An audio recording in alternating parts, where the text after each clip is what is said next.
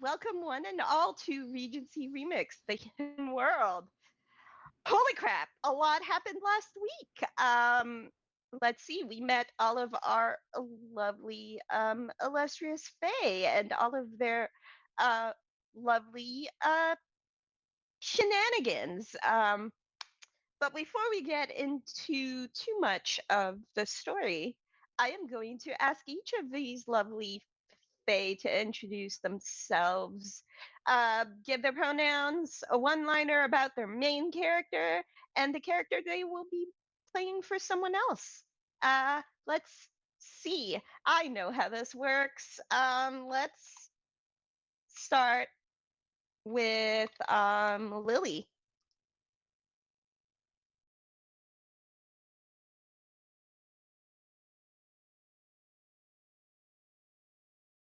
All right. We are having some sound trouble with Lily. Oh no. Oh, there it Hello. is. Okay, There you go. of course. Get it out of the way early. Stream's always haunted. Yeah. What's It's fine. You're sounding great. First try. Okay.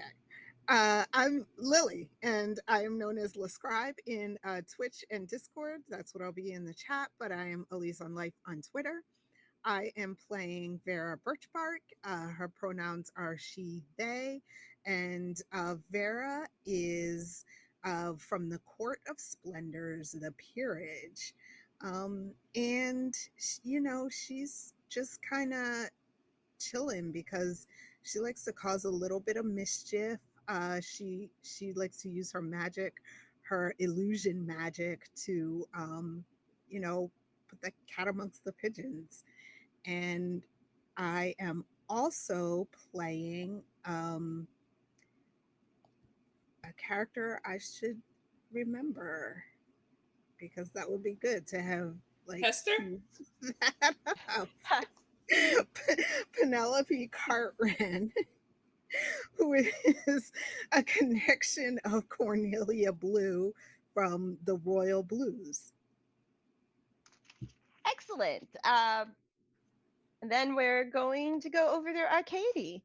Hello, I'm Arcady. My pronouns are she, her across the board in real life and all over this game. I play Lieutenant Albina Fernside, who is a young, ambitious military fae who is also kind of a cad.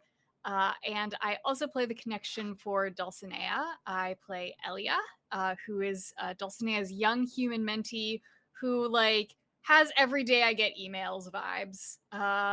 She wants a nap.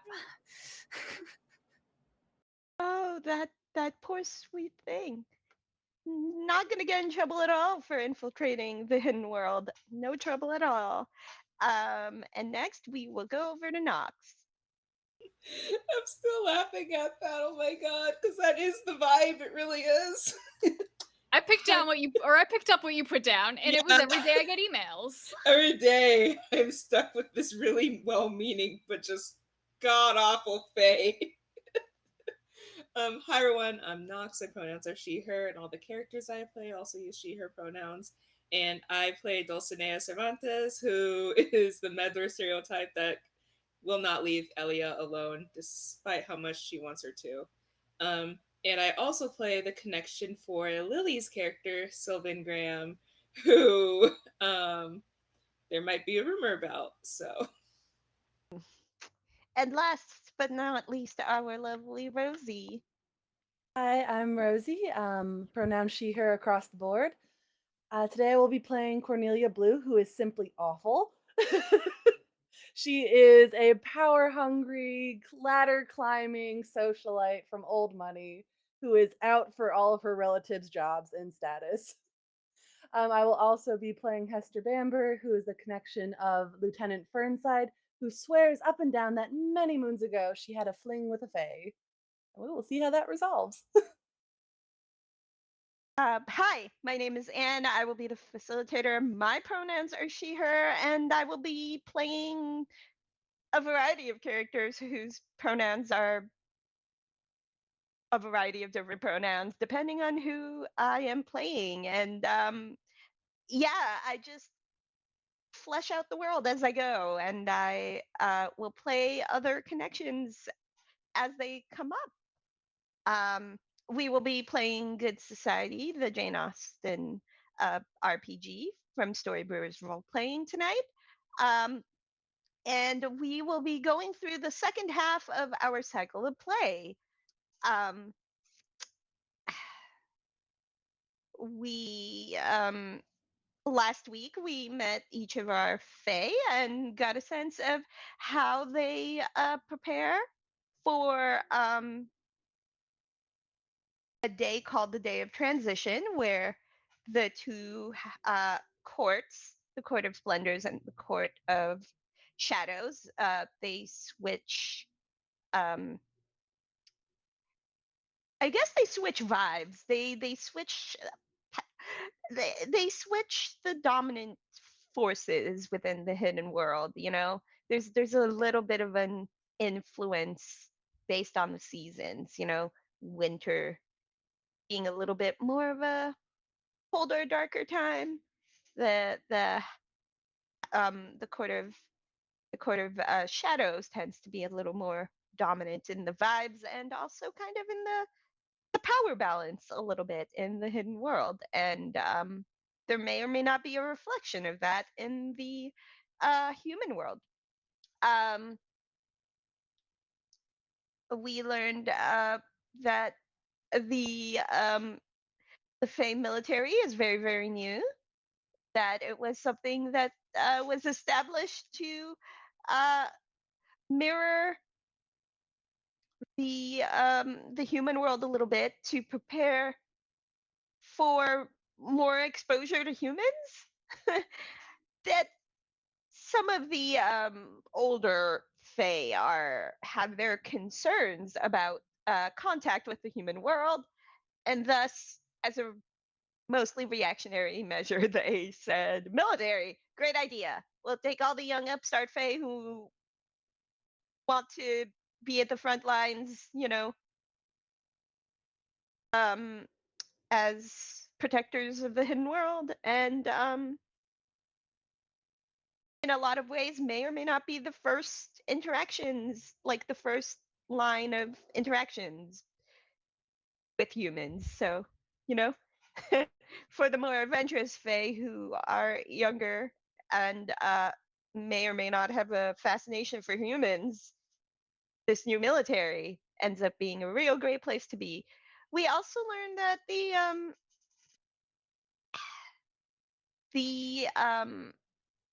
the House of Illusions has a pair of lovely twins, and one of them having a penchant for uh, making clouds appear.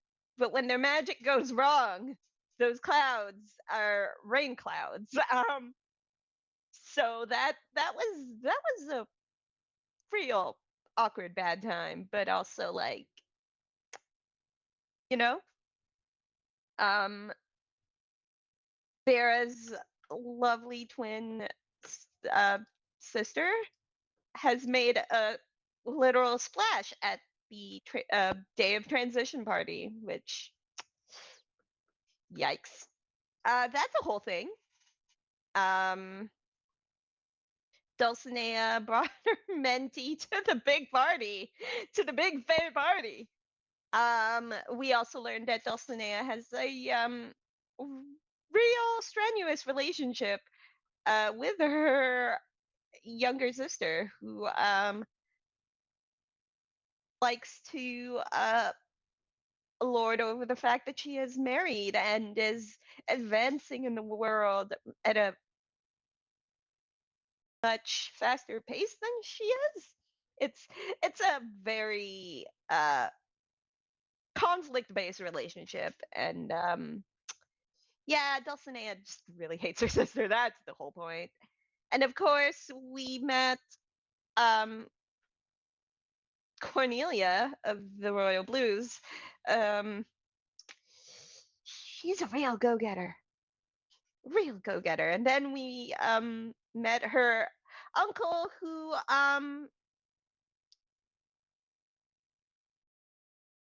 in a world where every Royal Blue is pretty much out for themselves, has offered to perhaps maybe mentor Cornelia. Maybe it's questionable what that offer actually is, but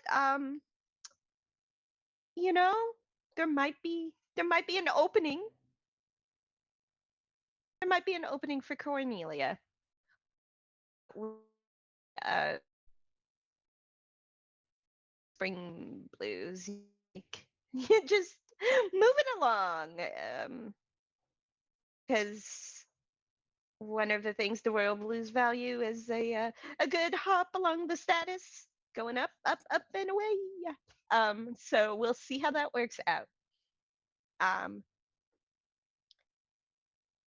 where we left off in the cycle of play is the fun part, in my opinion. It's the rumor and scandal phase.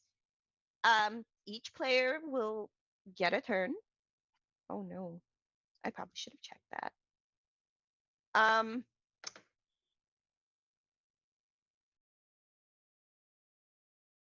do we need to take a break real quick to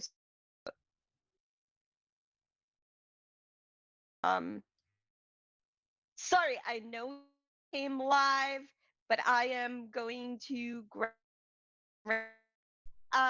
and if you could, that would be great.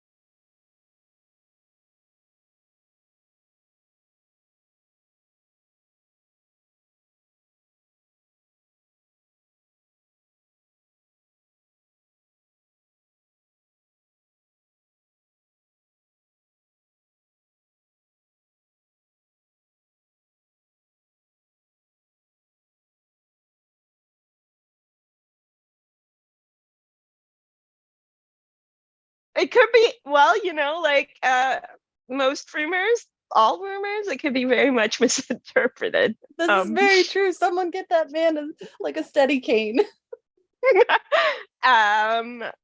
Lily, what you got rumors wise for us? I heard a rumor that Captain Franklin may be looking for an upstart military officer to sponsor a commission for. Ooh. Yeah, I mean, Captain Franklin got some real wet poodle syndrome. Arcady. I heard a rumor that glimpses of a human have been seen within the Fae court. Ooh. Let's see, what did Knox put in here? What do we got? Oh, hey, look, there's a rumor here that talks about Sylvan Graham not proposing to Vera Birchbark. Ooh, that sounds very unpleasant. I, as a facilitator, will add a rumor that the Queen Mother, Queen Veruca, had disappeared into the human world. That is the current. It's the current buzz about why Princess Princess Lolly has ascended to take her mother's place, is that her mother disappeared into the human world. That's real fun. And then we will go back around the table. Arcady, you can either spread an existing rumor by checking the spread box, or you can create a new one. I'm going to check a box, and I'm going to further ruin Cornelia's life by checking the rumor that, her family's a little messy, just a little messy.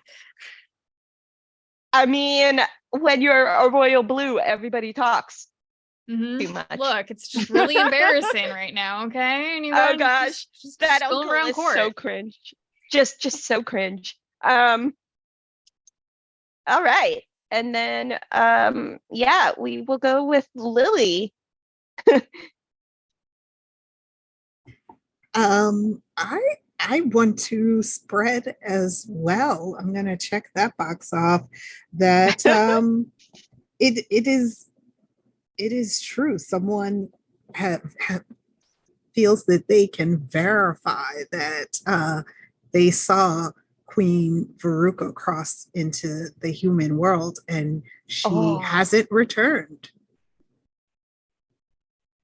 I mean, we got all of them little cat spies and little, what is it, ladybug spies? They're everywhere. The snail. Exactly. Someone, there might have been a sighting of the queen.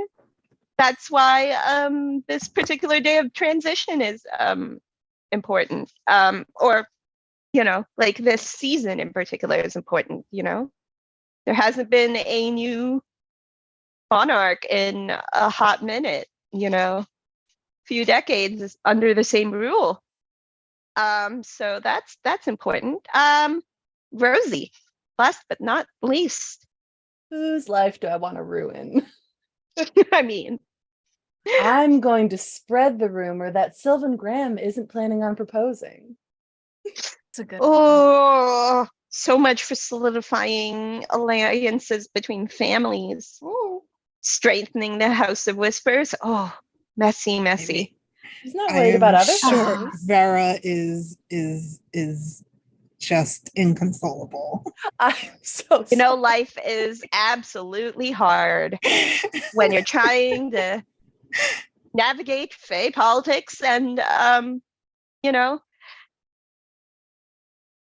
a world where interacting with humans is not necessarily like the norm, I guess. It's a little weird. So we will do a novel chapter tonight. We'll call it a visitation chapter. Each of you will before we start the novel chapter, we will write the letters, but we will do our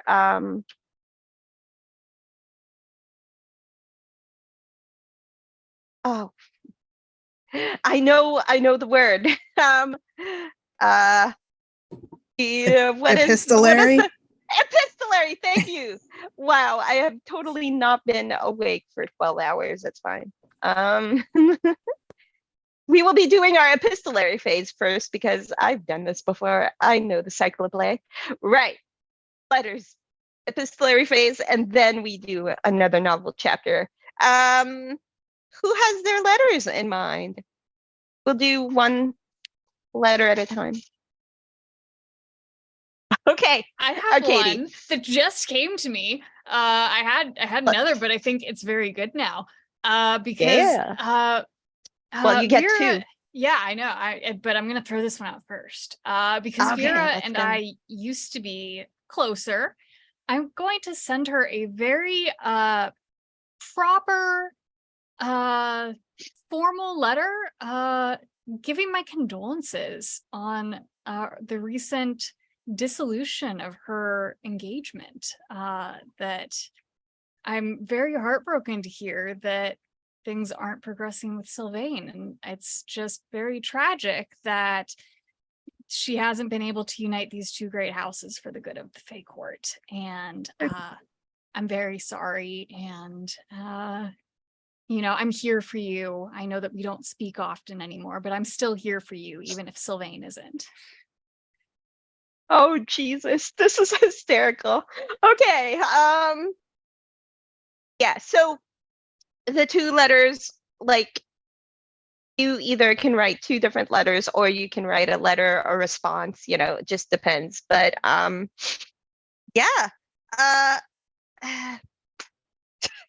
That is a really good idea, actually. Just hysterical. lob that grenade right at someone.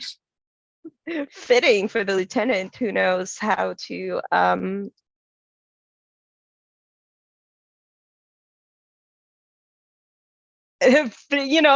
member of the military just lobbing that grenade.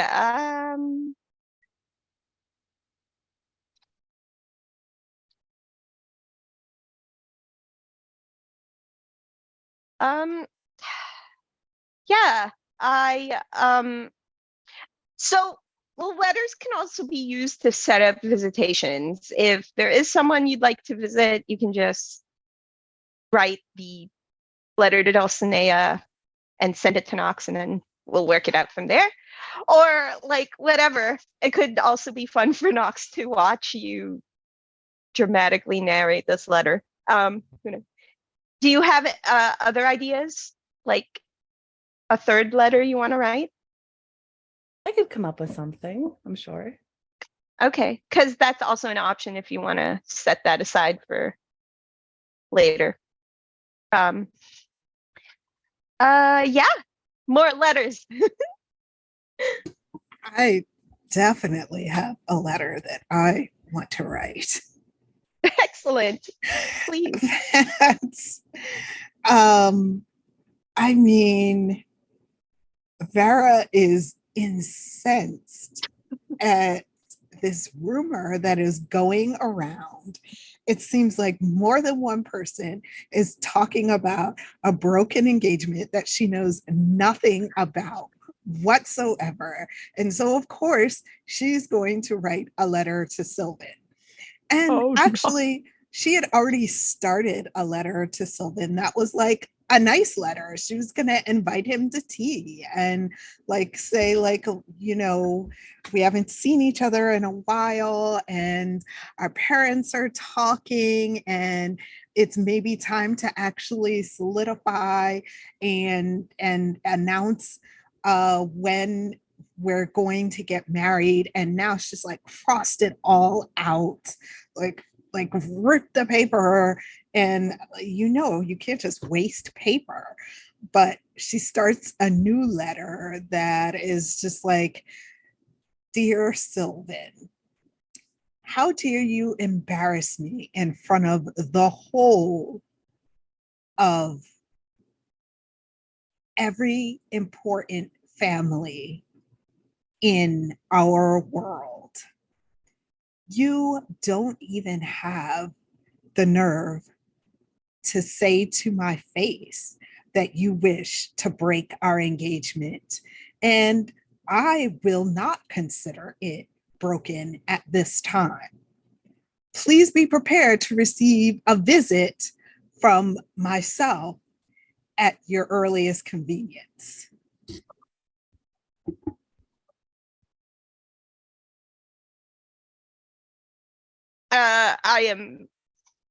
This is me, the facilitator, making a note for future Anne. We'll make that happen. Rosie. Wow.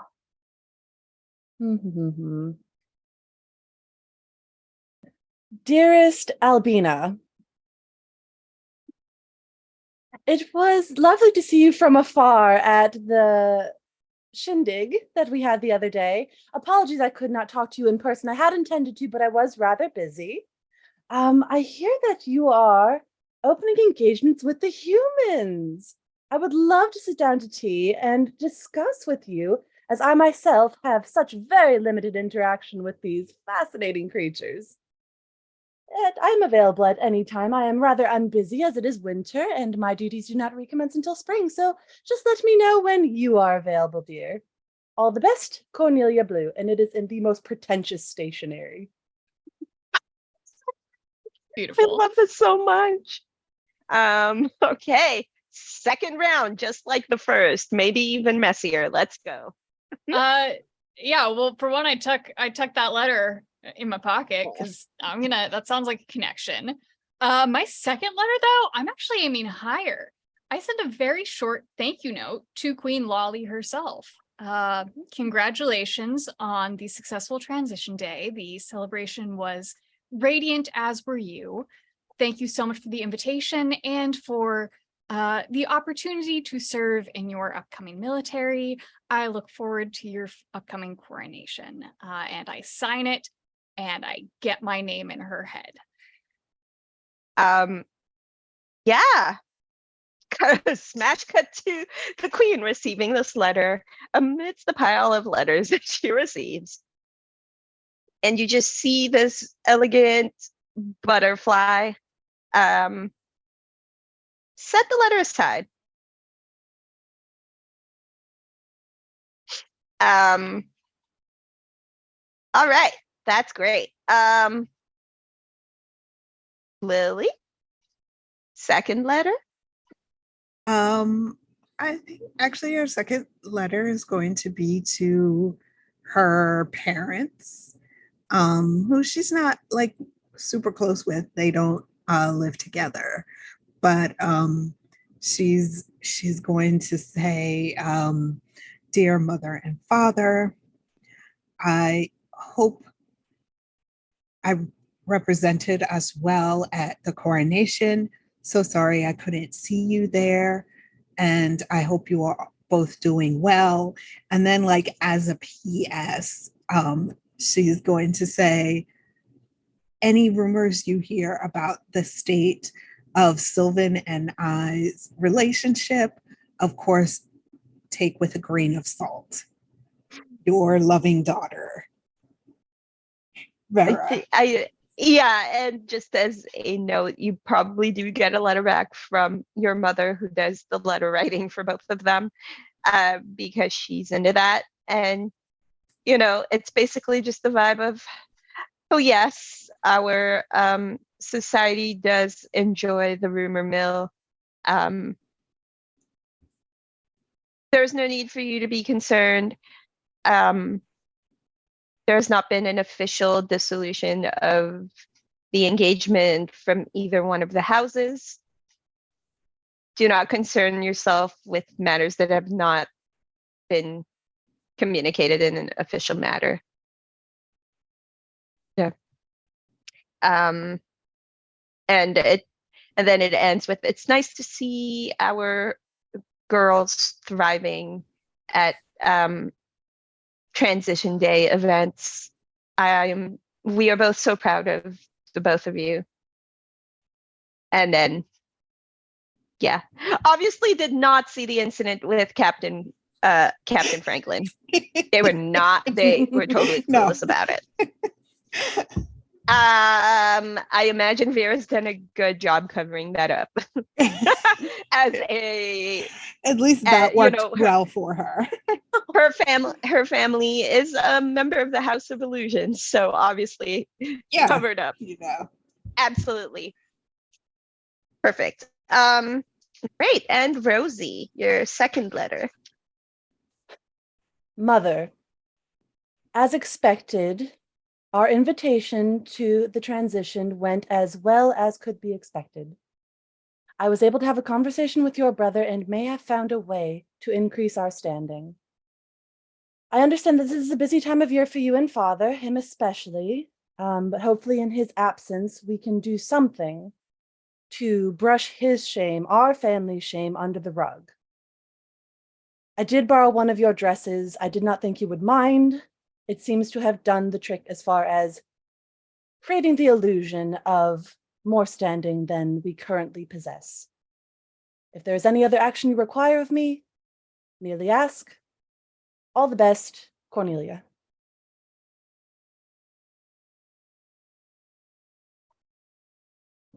Get a letter back, actually, sometime later. She's so busy. Courier.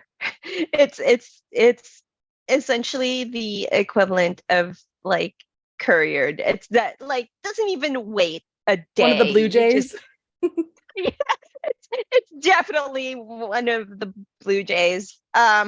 Just delivery Blue Jays. Different kind of Blue Jays. Different set of jobs. Because your family in particular likes those Blue Jays. Your staff just fully staffed with Blue Jays. The letter, it's less of a letter and more of a note that just says, Efficient. yeah, it's very curt and official. Well done, my child. I am glad that the invitation that I have managed to secure for you has been put to good use. I am currently occupied with keeping your father away from the spotlight and away from those those rumor mongers who may be interested in making our lives difficult. I suggest you continue forming a bond with my brother, and please, and each please, like the first please is just regularly written, the second one is all caps, and the other one is all caps underlined. Try to get along with your cousins. I understand that being a royal blue has a level of competition, but I ask of you, my child, to be the better Fae at this point. If you can manage to keep yourself out of the flower bed, no biting. She's it would be rolling a her great eyes at the note. embarrassment. It would be a great embarrassment. But you already knew that. I just wanted to remind you.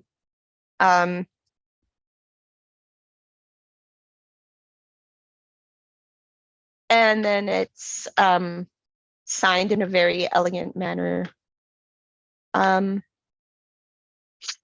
Yours royally, Mother. That's just so informal or so impersonal. It's very formal. Has this ever bitten anyone? I mean, it's the Royal Blues. You could much younger. Yeah, I mean, sometimes competition brings the worst out of people. It's always good to be reminded. Just gonna fold that up, tuck it away, put it in her little desk drawer, and carry on with her scheming. Right. And now, after that lovely epistolary phase, we start our second chapter. A chapter of visitations, conversations, people to see. There are rumors floating about. A parchment with that list of rumors going around. Don't know where it comes from. Just shows up to your house. The Daily Rumor Mill. It's you don't know. There is a a group house, an entire house that operates with secrets. You don't fully know. What do you guys know? Two of you are in a house of splendors. Y'all don't know about that. One of you might, but that's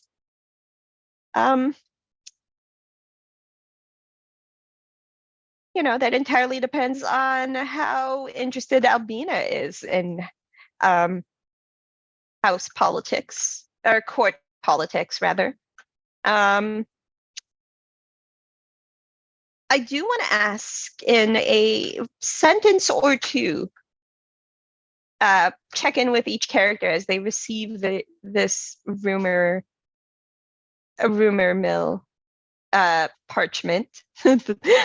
How they feel about reading these rumors. I'm gonna start with Lily, with Vera picking up this rumor sheet. I mean, she has at least already been prepared and knows that there's going to be something about her and Sylvan in this parchment. But she is curious about what some of the other stuff is. I mean, she likes to cause a bit of chaos, a bit of mischief, so she's got to keep up on the whispers that are going about right now. So yeah, she's gonna read through it. I think she's definitely interested in the human in the court rumor. That one, like, her eyebrow like arches and she's like, that definitely seems like something that she could look into further. Because if somebody else is making a mess, then possibly people will not pay as much attention to her. Mm-hmm. And you see Eleonora. So these daily rumor mill reports come in the morning, so it's like breakfast time, and you see Eleonora just leaning over like the breakfast counter and just like looking at the sheet as well, and just like, it's interesting. The rumors coming up today. That one about the queen, though, that's bound to shake some things up politically. I mean, with us, our family specifically trying to jockey for position within the house.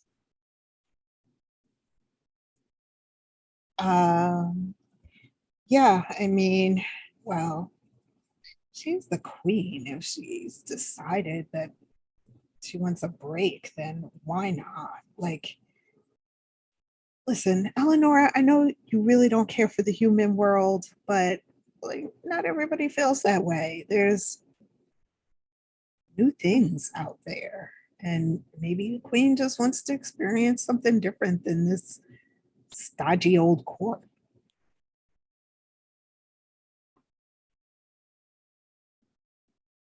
I know that there's a whole other world out there, but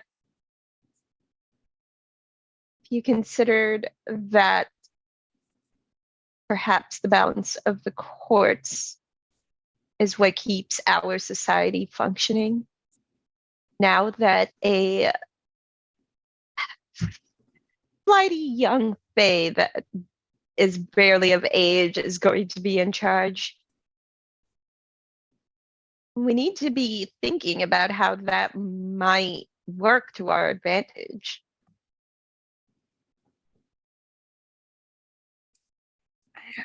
You know what? I have some other things on my mind. Like, I think she actually crumples up like the paper, like hoping that Eleanor did not see the rumor about her and Sylvan. She's like, anyway, and like tosses the paper on the fire. Um, I imagine that Vera does a backwards toss yeah, right into the it's just fire. like Just, she doesn't even look. It's just like, um, like, uh, I don't know what's got you in such a grumpy mood. I always thought that, uh, politics and mixing things up, I always thought making a grab for power was one of your favorite hobbies. it is, and perhaps I should focus my attention on something else and get my mind off of my troubles. I just don't want you causing any more trouble. You're lucky there's nothing in here about you last night.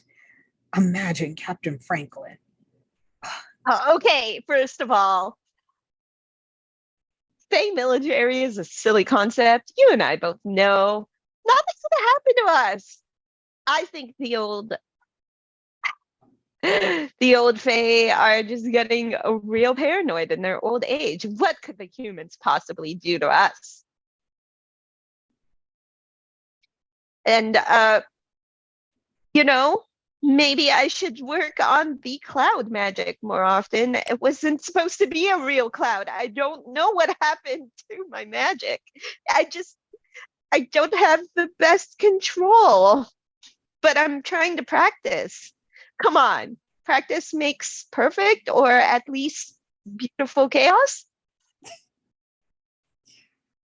And I think Vera is actually laughing, and like she pats Eleanor on her back and she's like, yeah, keep thinking that.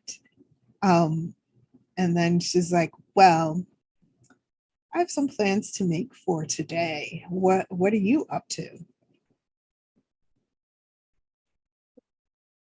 Uh, ugh, apparently working on my magic. I mean, I mother and father arranged for some uh, extra tutelage. Um, yeah, they found out that I was struggling, and she gets a letter that is similarly worded uh, to Vera's, except that this one, your mom actually like talks about the incident with Captain Franklin. So your twin sister got a very different letter. And Yeah, she just shows the letter. yeah, well, I mean, that's what happens. You gotta be discreet, or, you know, mother has ears and eyes everywhere. She's as bad as any of the other Fae at the top. So, How much of it is a Faye thing and how much of it is a parent thing? I swear. She always seems to know when we're up to something. I mean, does it even matter? We just have to stay off her radar. And I guess I have to go to magic tutoring now. Ugh. maybe you should write an apology letter to Captain Franklin. That's not going to make it better. Mom seems really upset and insists that I stop being bad at magic. And there's several words that she points like a phrase that's just like, it would be best if you applied yourself more into controlling your magic.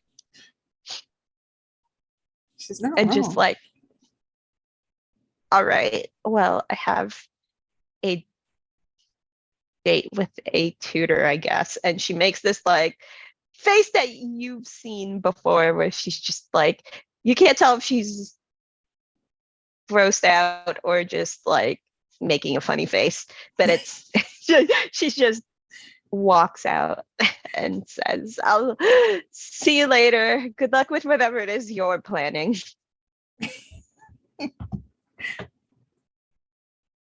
Yeah.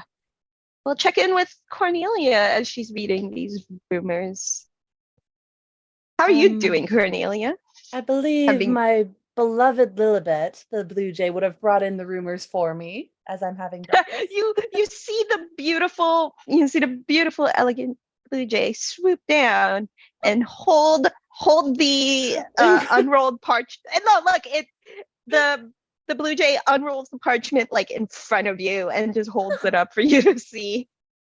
Oh, poor Vera, Lilibet. We must send her something to console her. Oh no. The blue jay just nods. Like it's very much like Disney princess vibes of like Cornelia speaking to this blue jay and just nods. Let's see. Oh, lots of mention of humans today. Very interesting. One in the court. Ooh. Oh, Claudius. Well, I hate to have bad news about our family spread, but some press is better than no press. Gotta keep ourselves relevant, and that might be an opportunity. Let's see. There's another yeah. There's another parchment that falls from Lilibeth. It's a tiny parchment that just says, "I'm sorry about your family member. I heard that they slipped. I hope they're okay. Please send my best wishes." And it's a member of one of the purples. Oh, they are From so silly. Obviously misconstrued the rumor, but you know, you get a note about your family member. Is Claudius a cousin? Claudius is a great uncle. He is rather old. A great uncle. Yes. Yeah, okay. So there was He's in the upper echelons of the blues. Yeah. So there is a concern from one of the purples, like a concerned note. That Sorry is about very your sweet. Uncle. Yeah. Goodness, so much talk of humans lately. I really must meet one of these days. What do you think, Lilibet? You hear a noise that basically just translates to like, sure, why not? Or like, yes. But somehow this particular blue jay doesn't speak. Mm-hmm. In the Fae world, there's just the one blue jay that's like super chill, doesn't speak English. But they've known each other so long. Like you're not entirely sure if this guy specifically just doesn't speak English because he doesn't want to, or they don't want to, or if they really just don't speak English. You don't know. But we've had such a good rapport, it doesn't matter. You definitely have a shorthand, and they've been working for your family for years, so sometimes no words are required. And so the parchment is placed gently on the table in front of you, and Lilibeth just she waits for a minute in case there's something Cornelia wants from her, and then you're all right. You can carry on. And then she carries on with the rest of her duties for the day. Albina, hey. How about the rumors? Hey. For the most part, I'm like bemusedly detached. Half the rumors are about people who are a higher status than I am, and it's kind of what they deserve for being high status. It's like they deserve these petty problems. They're rich enough to deal with it. Although I do make the connection between the name Blue and the letter Cornelia just sent me, and the rumor that possibly someone more vibrant in the family needs to take over. So I kind of just mentally put that one in my back pocket.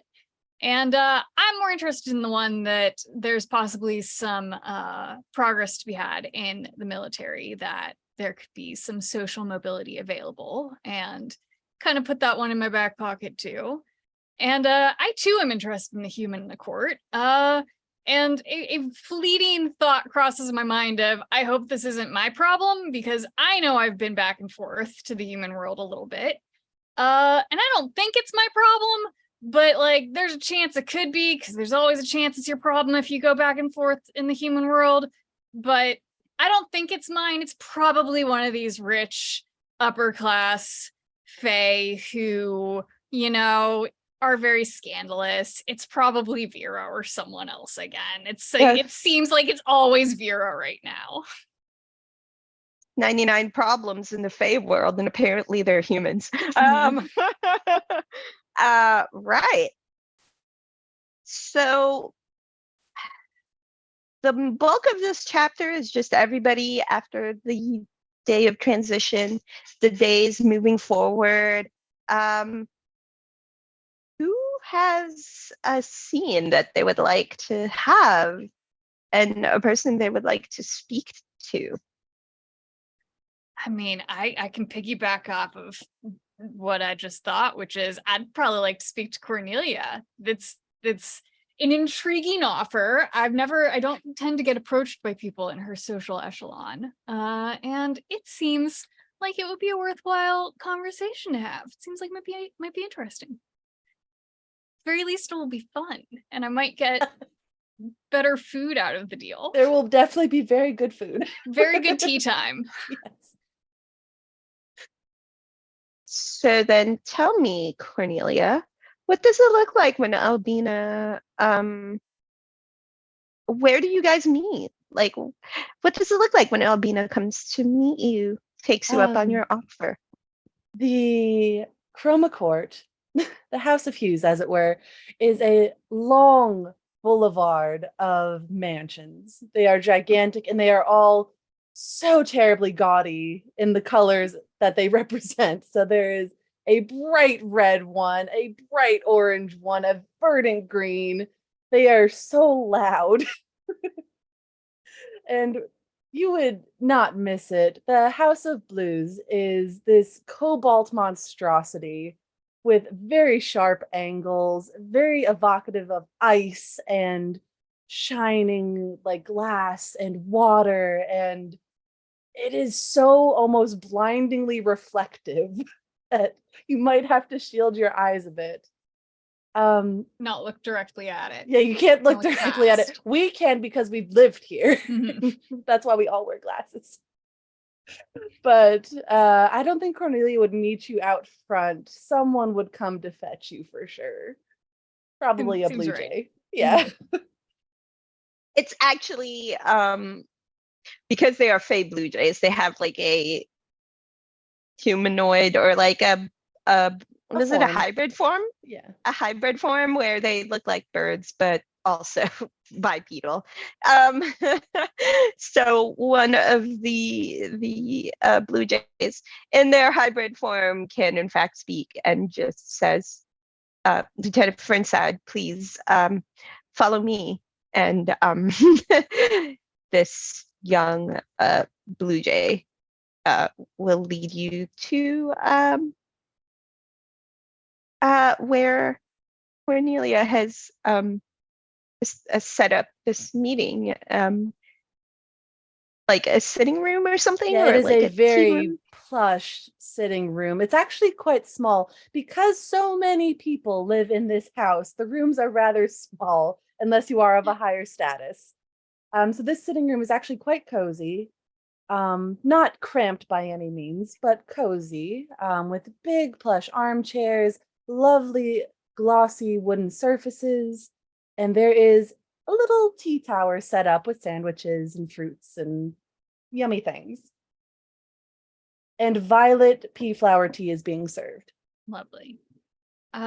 Thank you very much for the invitation, Miss Blue. Although I must confess, I am surprised that you would reach out to someone like me. Oh, of nothing. Don't think anything of it. I have been utterly fascinated with our burgeoning military since its recent inception. It's Um, very new, very exciting, yes, innovative. absolutely. Lots of room for growth and opportunity, I'm sure. What has been your experience?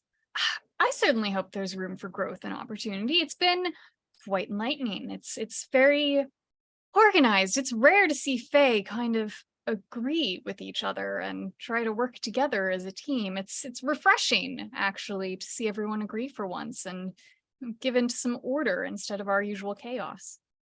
It's quite a new concept for Mhm. us. What's Oh, this I hear about humans? I know. Did you get this morning's newsletter? I did. It's very intriguing. Very. Have you ever seen a human?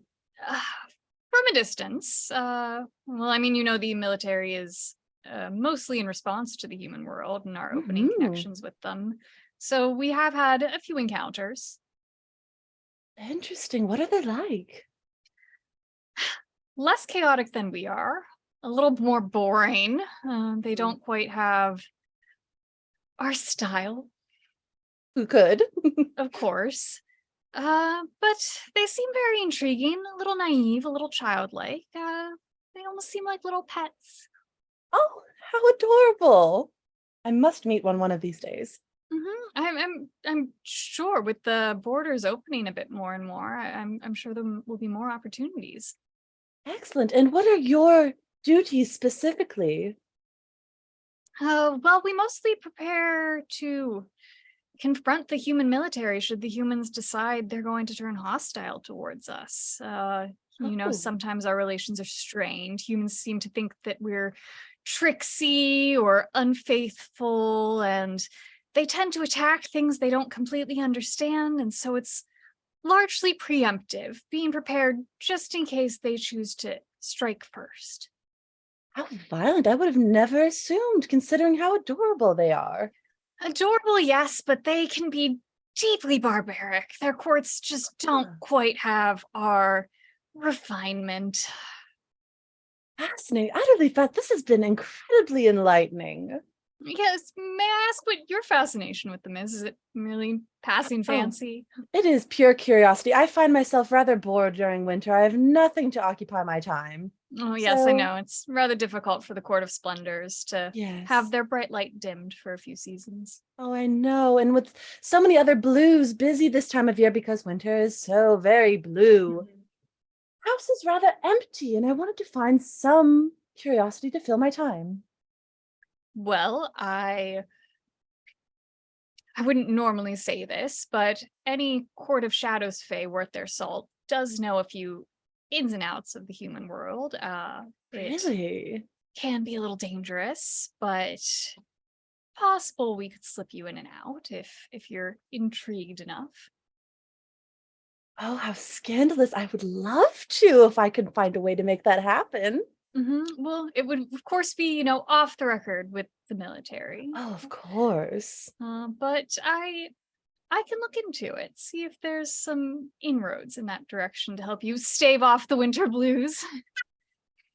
Oh, that is lovely. And favor for favor, if there's anything that we can do for you, just say the word. Oh, I hadn't even thought of that, but thank you. You're so kind and so generous. There's nothing at the moment, but I'll definitely keep it in mind. Thank you.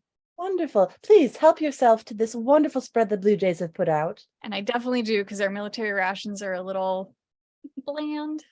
There is so much cake. All the cake. I'm like, when Cornelia's not looking, I like stick some extra cake in my jacket. Oh my goodness, I love There's it. a very anime girl moment where where Albina just starts stuffing cakes. It's so great. Wow. Okay. Yeah. The Court of Shadows makes itself known with the I'm outnumbered sneak. here, so I gotta make plays. Nobody's on my side, so I gotta be on everyone's side. No, there are people on your side, but they are just not played They're by just not other players. players.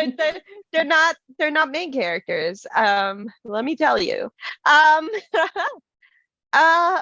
Lily, let's give you a moment. What are you thinking? Now, I know that Sylvan is played by Nox usually, but Right. as the facilitator, I can take over the RP of any connection because they're just NPCs. But I'm also not gonna be as good as Nox. No. Just putting it out there. I don't have the exact nuances of Nox's interpretation, but I Right. can do my best. I think like maybe I was actually thinking that she might want to answer Albina's letter about getting closer. And so while she's like waiting for a response from Sylvan, she's like already made plans to go stop by where Albina is. This is the busiest I've been in months, and she's like delighted. She's like, finally, Albina, the Court of Splendors, their season is ending. It is the time for the sneakiness. Yeah, I do. Yeah, it's funny you should bring that up. We'll circle back to that. But for now, apparently Albina is entertaining a visitor this time. Yeah, I imagine maybe sometime later. Yeah, I think she probably lives in like Newfound Barracks with some other people. So we'd probably be meeting somewhere more public, probably like a tavern or a private room or booth in a nearby inn. So Or, like as private as we can get. Right. So there are different places to socialize in the hidden world. Tea shops, very whimsical. Like even the taverns are like very whimsical and very like it doesn't look like the human world taverns for sure. If someone of Vera's station wants to arrange a private room at a tea shop, that would also be very fitting. If that's something Vera would do. Yeah, I think yeah, also considering the rumors flying about her, that she would want to be discreet as well. So yeah, she would probably reserve like just a small little private room. It maybe has like 3 tables at it, like in the room, and they've been pushed aside except for like one central table, and there's like a what do you call that, the like buffet, I guess, against the wall, where there's like little sandwiches and a couple of different choices for like snack type food. And I guess they're the Regency equivalent of a charcuterie board sort of situation. I mean, it's our world, it's our rules. You want a charcuterie board? It's there.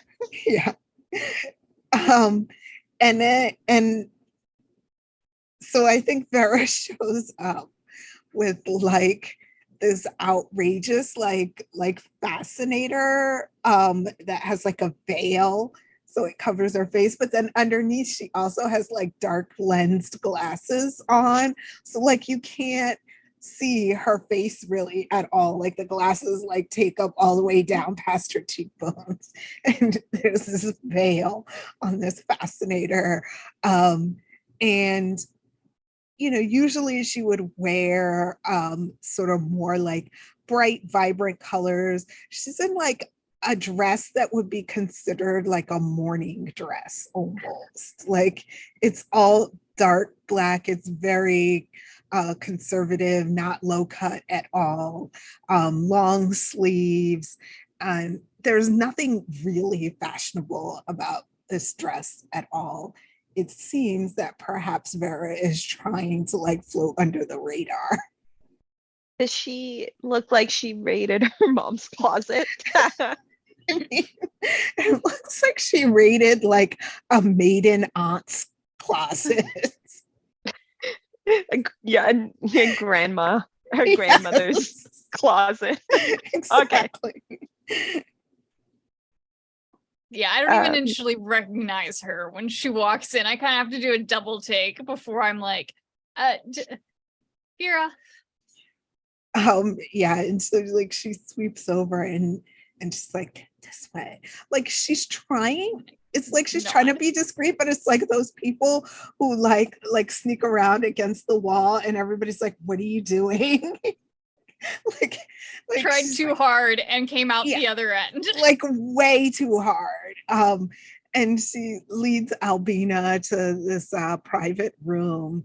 And like she takes off the sunglasses, but not the fascinator. Like she sort of pushes the veil up a little bit, but like it's still there, kind of obscuring her face.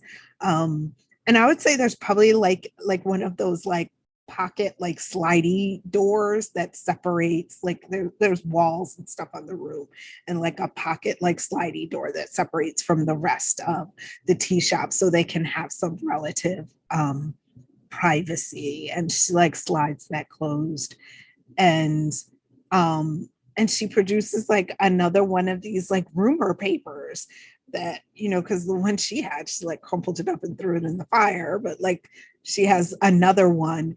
In fact, I think it's like she has like a whole bunch of them. It's like when somebody doesn't want somebody else to see something in the newspaper, so they'll like buy up like all the newspapers. She has like a handful of these flyers that normally get passed out. And she's like, have you seen this? And just like waves it around in front of Albina's face. Unfortunately, I have. I'm very sorry. I know it's been a while, but I am sincerely sorry. Do you have any idea who would start such a ridiculous rumor? No, I could make some guesses. Somebody who would oppose the engagement. Have you gotten in bad with Sylvain's family recently? No one even cares. Sylvain and I have been engaged for 3 years now. Like, it's just our two families making something official that has we've always been allies. I can't even understand this. She like fans herself. Well, I hate to say it, but after your sister's little downpour last night, is there someone who, would find a connection to your family embarrassing now because of her impropriety? I would like to spend a resolve token, offer it to Lily for Vera, and say that I would like to introduce this piece of information. Hear me out. That so the two families who have always been allied, like the marriage would signify like a jump in status, but also like they would be responsible for elevating the what is it? The House of Illusions. So they would essentially, there are people who would find that threatening. So there is like they have a target on their backs. And I would like to introduce this information and spend one of my facilitator tokens, if you would allow that, and make it real messy. Yeah, let's do it.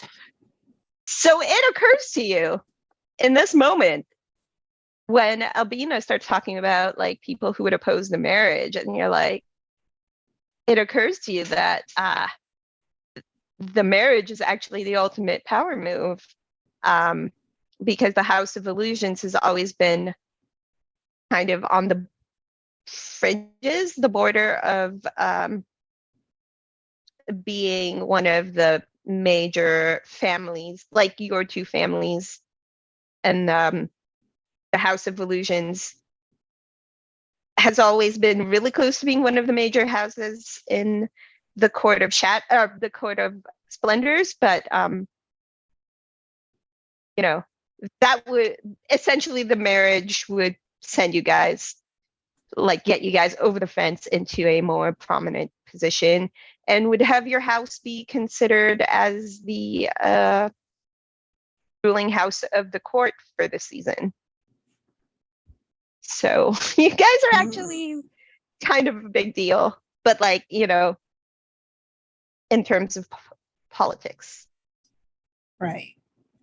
So I think, yeah, like Farah would consider that kind of just occurring to her, that she maybe really didn't think that deeply about how much power this would put into her family's hands. And she had also just started really to consider that she might actually want to marry Sylvan, like it not just be like an engagement, because 3 years is like a long time to be engaged to someone and not like make a further move. It was almost like announcing their engagement they thought would be like enough to kind of unite the families. And I think you can sort of see like it's like the wheels turning, like she's thinking about this and thinking about this. But then she like kind of shakes her head and she's like, anyway, how about you, Albina? I was actually really surprised to get your letter, because we haven't really been close in these past years, but I see you've made a little something of yourself in the military. Oh, why you want to emulate the humans, I don't know. It's less about emulating the humans and more I need some way to move upwards. It's a position open to someone like me. Don't have all the advantages that you and Sylvain have had. So it's a way forward. Less about the humans, more about me. But it's good so far.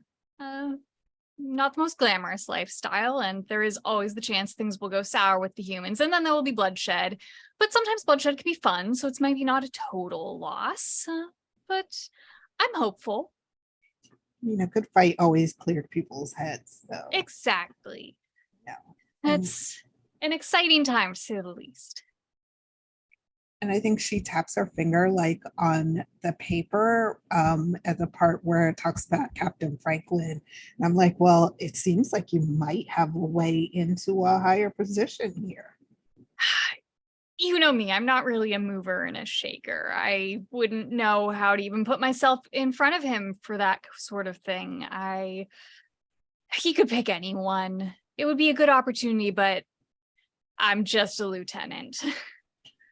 You just have to show him that you're the best choice.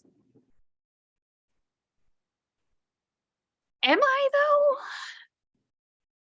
Listen, sometimes you have to believe something about yourself just to make it true. I think that's very wise, and something maybe you should take to heart today, too.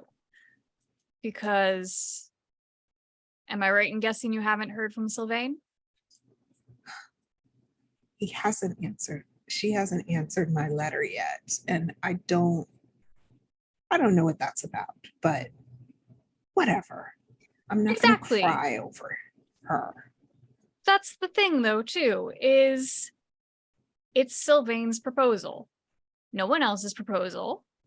Not the gossip column's proposal. It doesn't matter what anybody else is whispering. It matters what Sylvain is whispering. True. Well, I do want to see him. And I did write this really angry letter, and now I'm actually regretting that I put so many of my feelings on paper. Anyway. Maybe that's good, though. Maybe it's time to be open with each other. It has been 3 years. Maybe this is the push it needs to be honest. I mean, before, neither one of us really wanted to get married, but now I feel like, you know, I'm 24. I don't really age that much in the House of Illusions. I mean, if you can cast a glamour, then why look old? But, you know, it would be nice to finally have like a real courtship. Well, one way or another, I think this can lead to it. Either this will knock some sense into Sylvain and finally convince her that it's far past time to propose, or she'll realize she never had any intention of doing so, and you'll be free to pursue anyone else, make a debut in court. I think this is ultimately a good thing. I'm really glad that I invited you to tea today. And I think she like salutes with like a sandwich and like lifts up the teapot and is like, another? Yes, please. I'm glad you answered my letter too. Huh. And with that lovely note of friends reuniting, maybe? It is 8:30 and the perfect time for our official break. We'll be back in 10 minutes for more Faye shenanigans, because let me tell you, I've got some plans after the break. Make sure y'all go hydrate while we run some ads. Go take care of yourselves. And we'll see you in 10.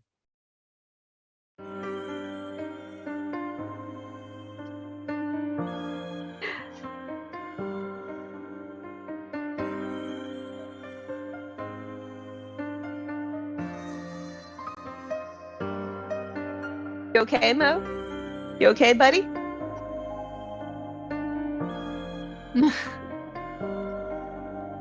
I know. I'm sorry. We're here now. But everything's working good, though? Like, aside from you hating Zoom, how are you doing, Mo? Juicer check.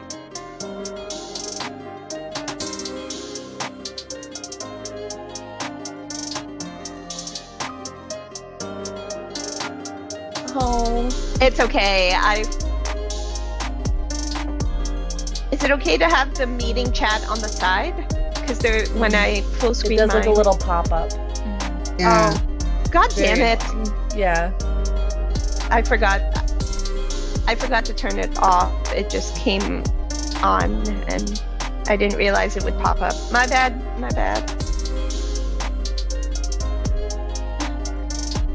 Yeah.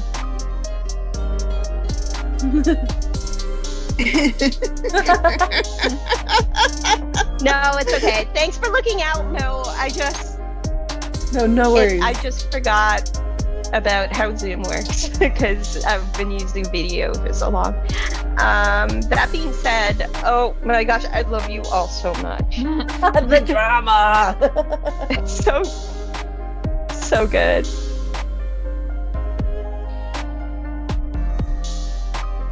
It's so bad. Yeah. It's so bad. I hate it. Again. It's gross. Yeah, it feels bad. Need a Remember, shower after Rosie. this. Remember, Thank you. Remember, Rosie, I can always give you a narrative out if you want to Nah, bail on this bullshit. I'm having What- fun with it, but it is so Okay, different. but yeah, no, I get it. When I felt bad with the direction my character was turning, because she was a petty bitch, I was so thankful that my table and my facilitator was like, okay, we'll get you a narrative out of this whatever the fuck disaster you're doing. And I was like, okay, good. And then I think maybe seeing humans might like temper her down, like, oh, there's more to this world than being a competitive, nasty person.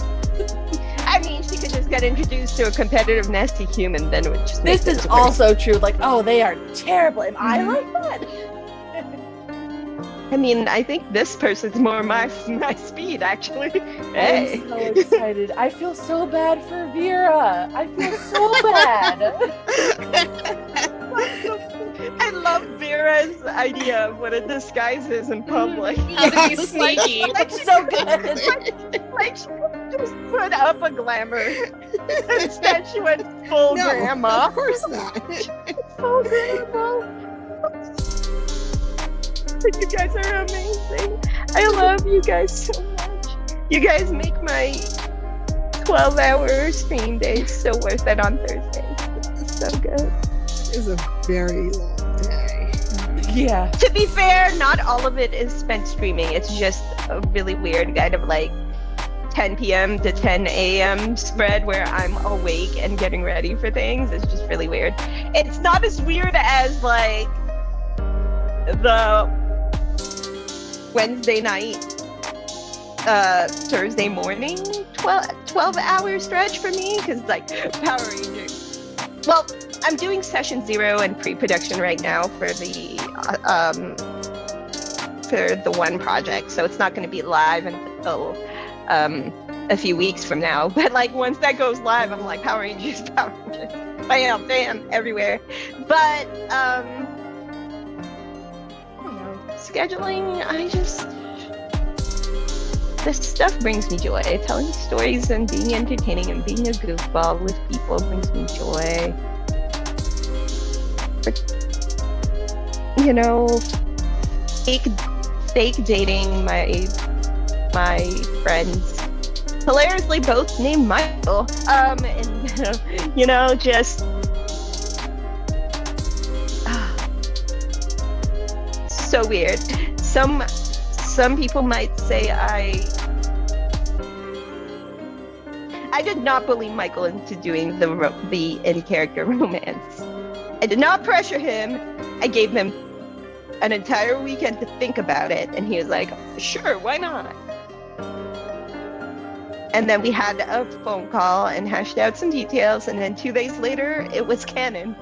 Like, he literally he had a week to say no to me, and he didn't, and now we're here 5 months later.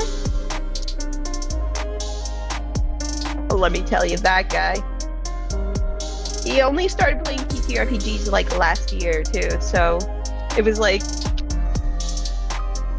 he's very much a yes and person and a total goofball.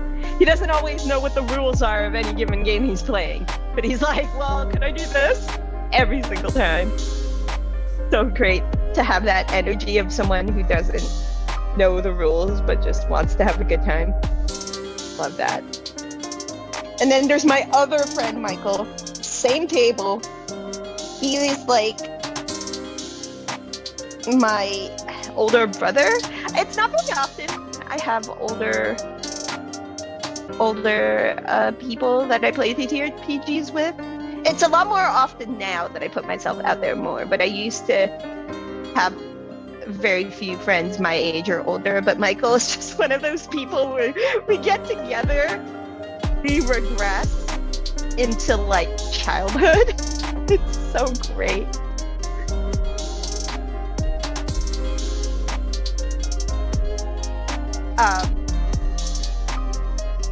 So I mean, like, I love TTRPGs. They bring me so much joy, and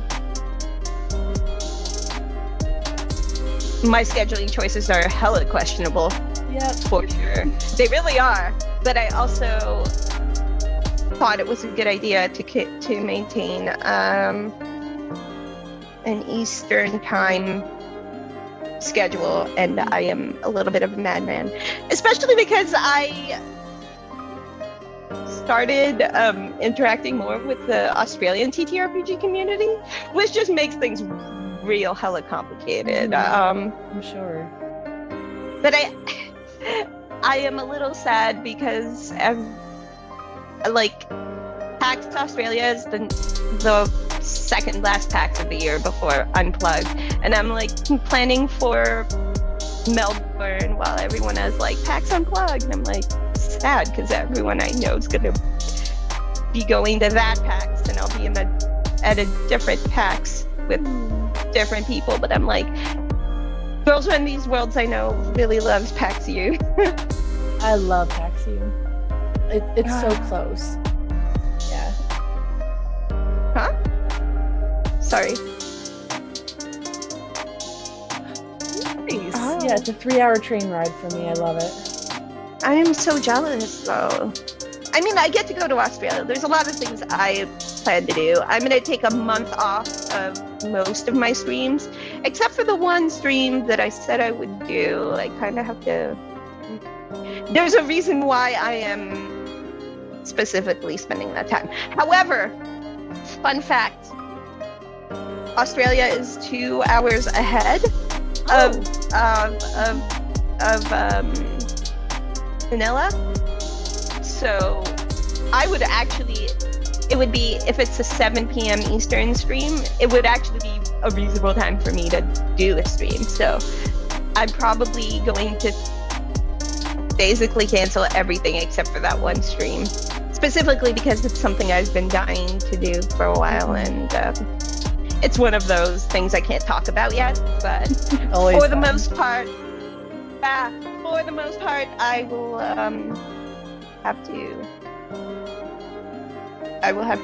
I'm just gonna take time off from everything. I am going to spend an entire month not Power Rangering, which is gonna be weird because I've been doing it weekly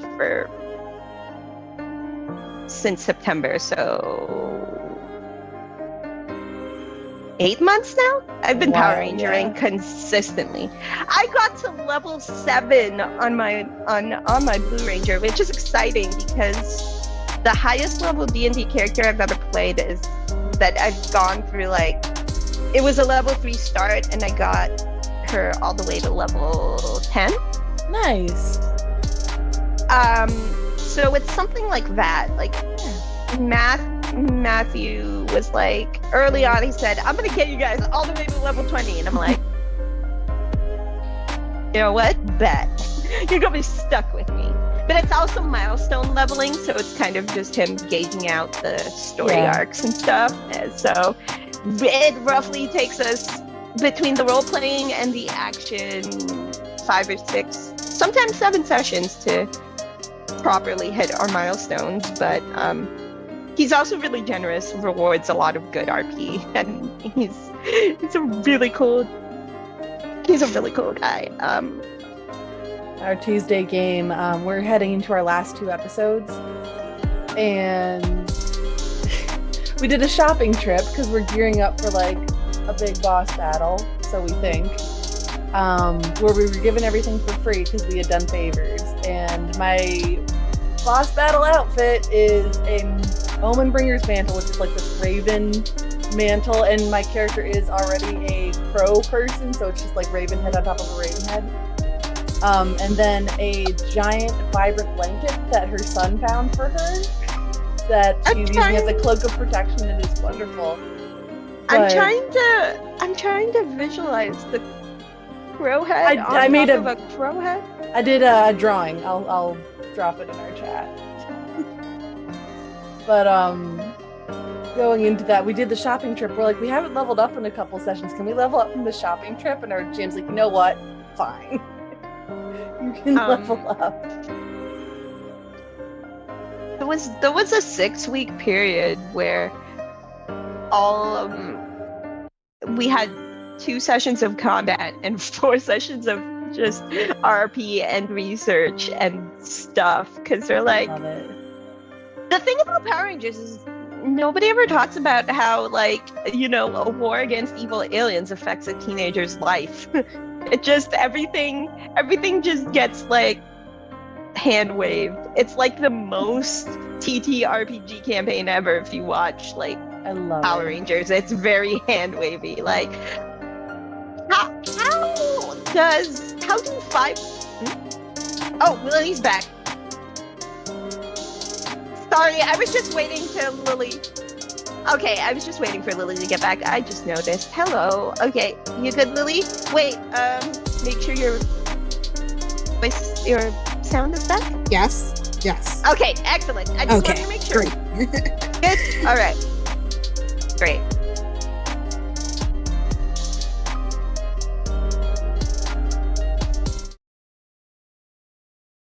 Hello, everyone.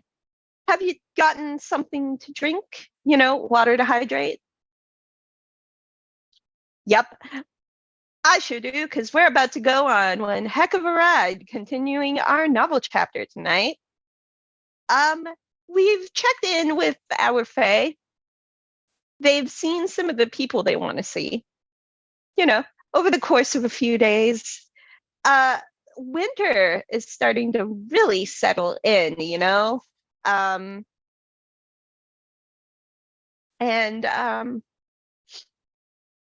house, the Court of Shadows is fully, firmly the court in power, the dominant court. There is something that Albina notices as she has gone about her business. The symbol that she saw on the little cricket girl's cloak has started to become more noticeable to her in different places. Just, you know, that little it's the two fishes, the Pisces symbol. You know, notable symbol of the twins. And you start to notice this in different places. Other people are wearing it that are visible for a moment and then they disappear. Very, very Fey magic. And you actually realize that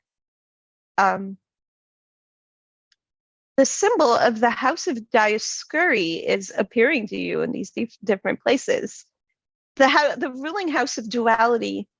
You know that those symbols don't just appear to anybody, because they are that symbol represents a house that has no court. It is a house above the courts, really.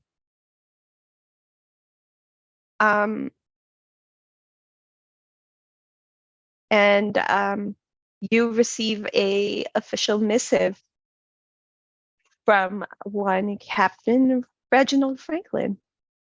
That My is buddy. your buddy, your disgruntled veteran superior, who has invited you to an important meeting. You alone. Cool. I'm slightly nervous. You've been summoned. And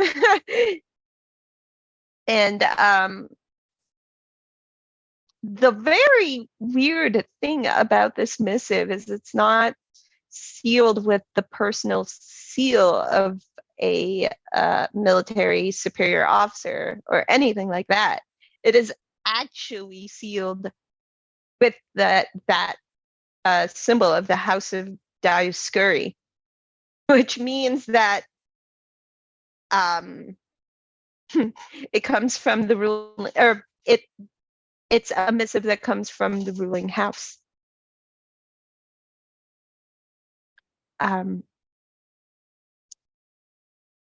So how do you how do you feel about this coming to you? More eyes on me than I tend to like. It's already been a weekend of somebody from an upper class who I don't know paying attention to me once, and an old friend paying attention to me for the first time in several years. And now it's like, oh no, I might have attracted too much attention. But we're gonna see how it goes. We're gonna see if I can swing it in a positive way. Um, um, to, I assume you respond with your intent to attend Yeah, this meeting? I do not think I can refuse. Yeah, I think I have to say, yes, sir, I will be there. A official carriage comes to pick you up. It's not what you would picture a typical carriage. It is a very kind of practical military grade, like armored carriage. You know what I mean? It's still pretty whimsical because it's Faye, but it's also not like, you know, Cinderella's flowery carriage or whatever. It's more practical. It's absolutely more practical. And there is a someone with military dress who is driving the carriage at the front, you know, and just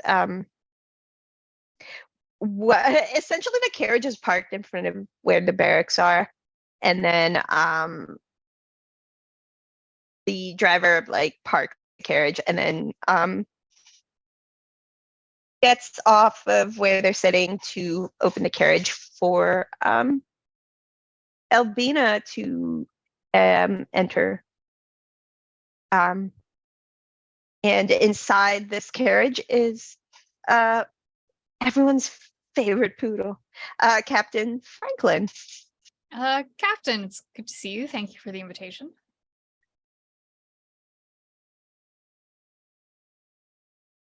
And he says quite seriously, he says, I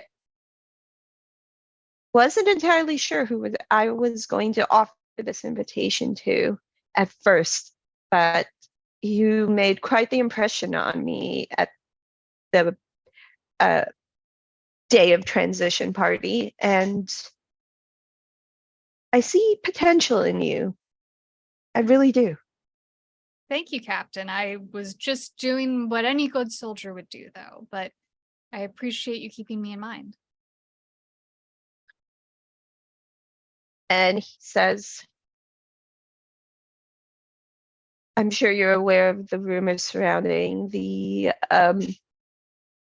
Queen's mother and her recent disappearance.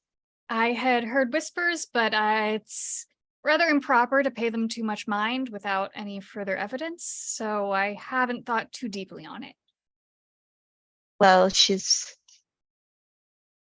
the one thing we can confirm is that she is not here, so I suppose that part of the rumor is a fact. See.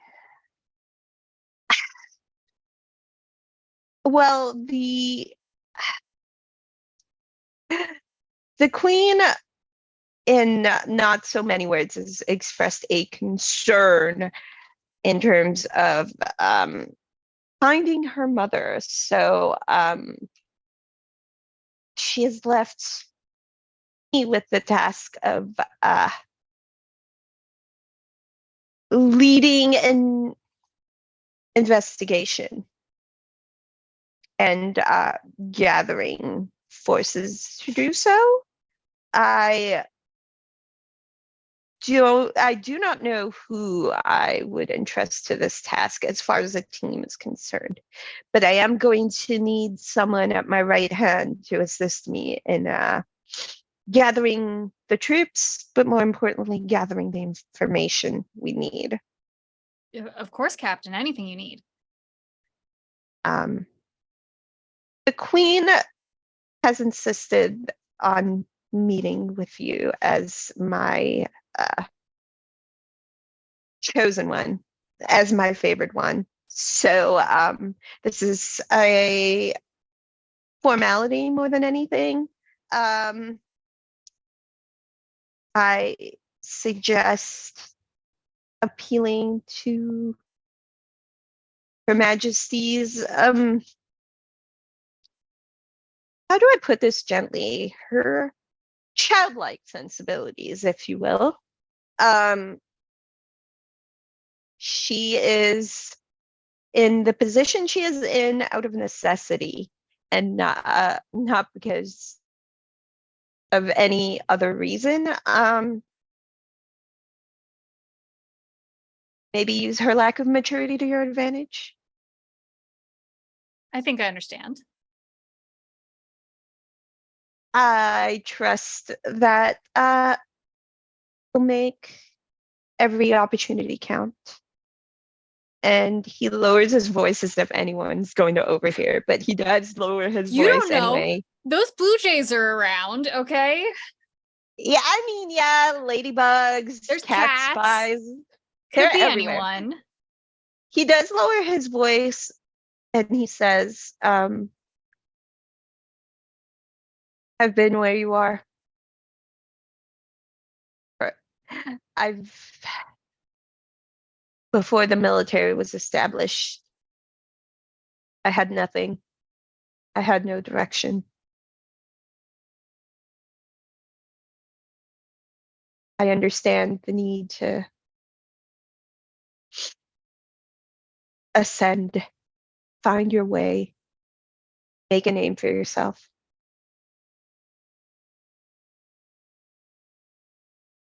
And know that if you ever need some sort of support,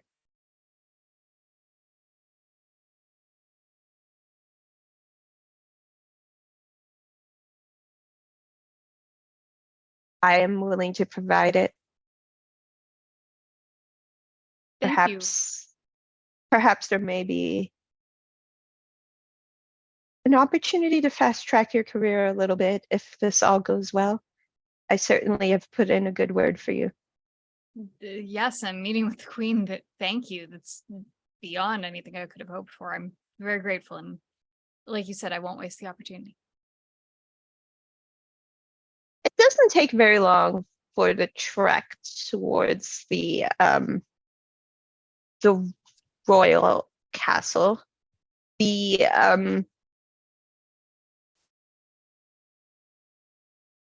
monarchs the the monarchs the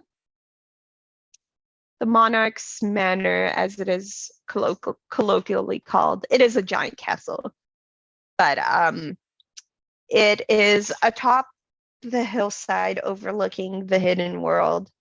It's, for the most part, most Fae see it as this kind of up there, unreachable sort of place overlooking all of the Fae.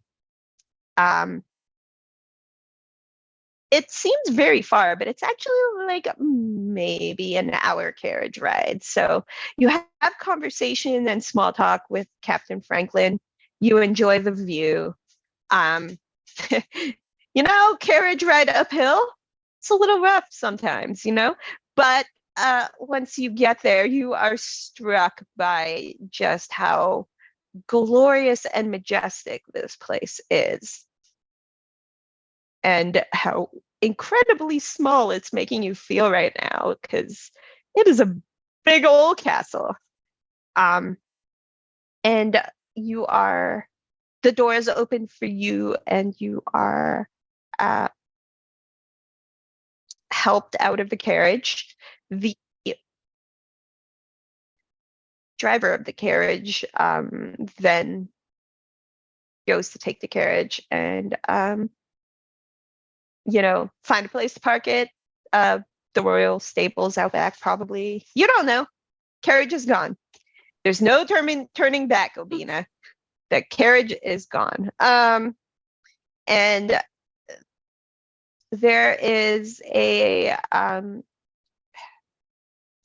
There are two guards stationed at the kind of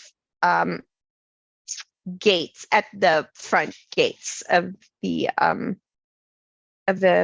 royal manor, and they wear the same colors you wear, but they also have like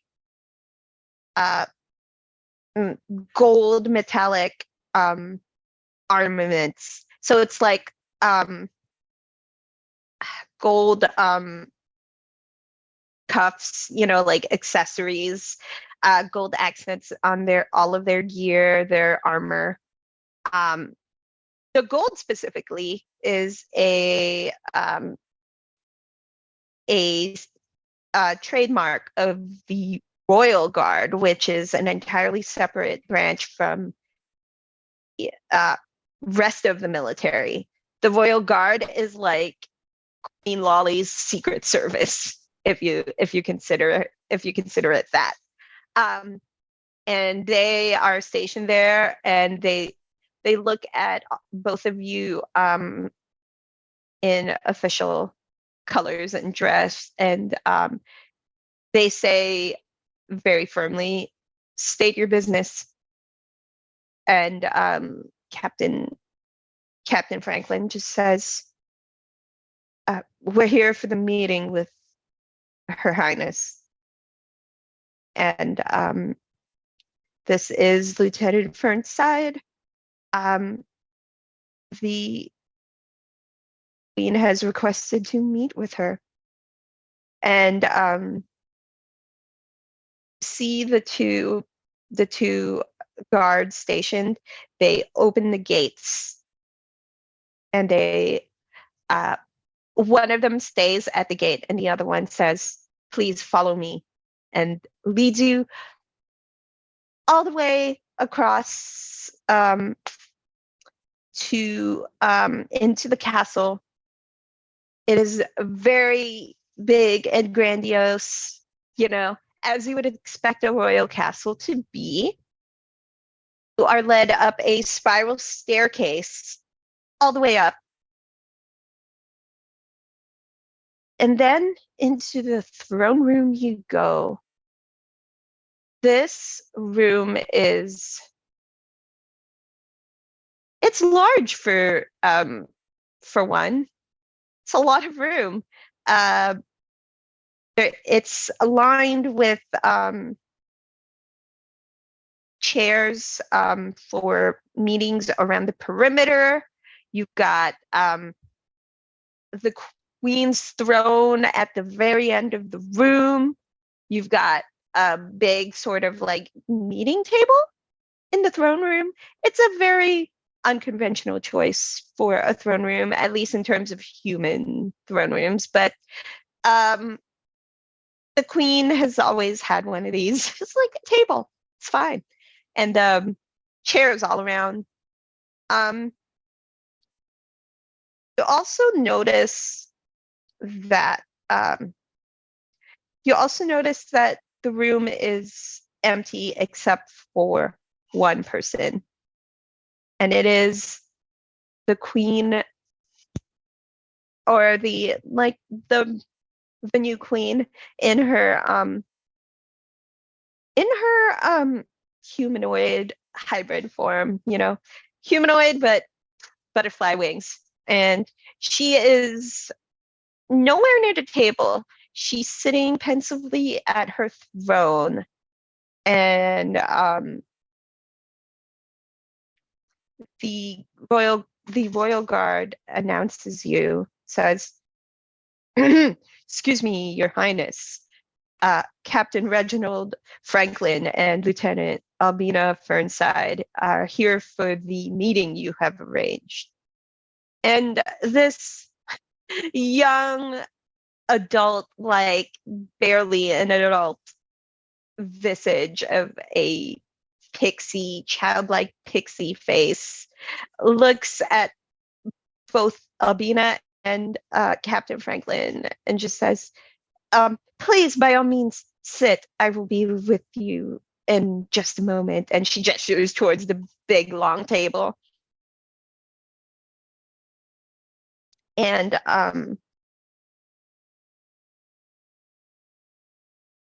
the captain just pulls up a chair for Albina, like next to the head of the table, where so it's a very bold move, but you're being offered a seat. Yep, I give him like a half bow and take the seat. The queen takes a couple of minutes before she takes her own seat at the head of the table. This is the closest you've ever been to a royal monarch, and it is a real intimidating, even though this pixie-like creature is barely an adult and not that tall, really. Maybe like 5 feet on a good day. She is not a very tall fae, but she is the one who holds the most power, even though she has not been officially coronated yet. And she looks like she's considering something still. But then she says, Lieutenant Fernside, I do appreciate the note that you sent me the other day. I meant to respond back, but I have been distracted.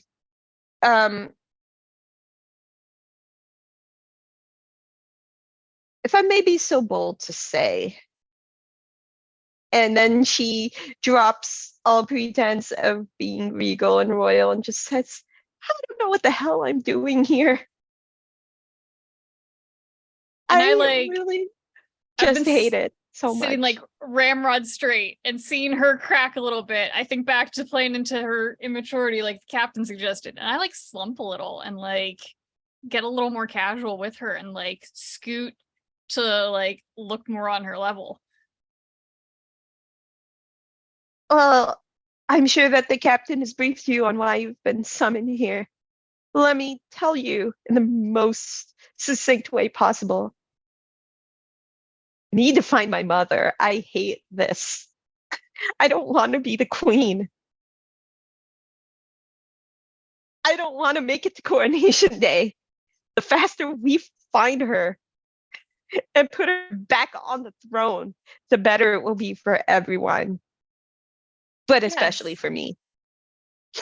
Yes, of course, Your Highness, of course. Whatever would make you happy. I know that the Court of Shadows taking over may seem dark, but it's not actually supposed to be a sad time, and it breaks my heart to see you cry. It should be a time of midnight balls and secrets between friends, not sadness.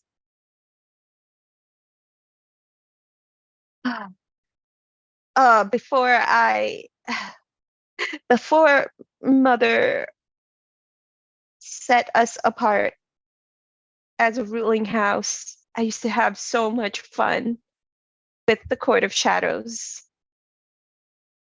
But for some reason, Mother got it in her head that the ruling house needs to be impartial and exist above the courts.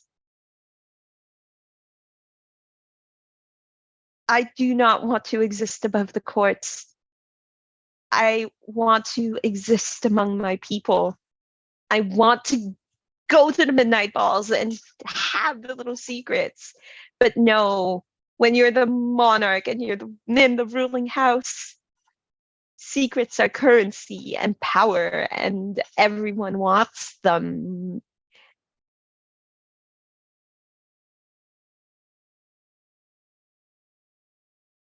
I need you to find out what the Guild of Whispers knows. They are House Obscura's link to the human world. The Guild of Whispers, if anyone knows or has a clue as to where my mother might have gone, that is where you need to go. You need to find out what the Guild of Whispers is doing in the human world. Then you think the rumors are true that she has gone to the human world.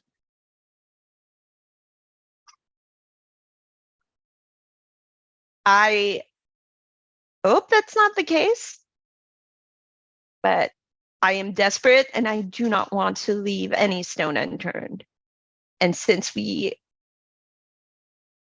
since my mother and my grandmother before her have allowed for more human interaction, it is entirely possible. I much prefer the before times in which we stayed very separate, but times are changing. I'm not ready to change with them. I'm not ready to become queen. I'm not ready to rule my people. I'm not ready to engage with the human world politically. I'm not ready for any of it. Well, then let the captain and I help you. We have been prepared to engage with the humans, and rest assured, we are far more clever than they are and far more powerful. If she is involved in the human world, we can easily get her back from there. They have no standing with us. And I think you should prepare your coronation to turn into a celebration for when your mother is back instead. This young queen just smiles at you, Albina, and she says, well, there is one thing I'm going to do while I am still in power, while my mother is gone. To make this happen, I will make sure you rise in station up to where you deserve to be. I can give you a better life, much like my mother has given Captain Franklin a better life. It's the least I could do. Seeing your mother returned and your smile returned would be enough reward for me. But if you are so gracious as to grant any other favor, I will gladly take it. I hope that my desire to improve your station and improve your life will demonstrate just how important this entire investigation, this entire exercise is to me. Of course, thank you. I still have many years of my youth left. I do not want to be tied to duty and responsibility just yet. Of course.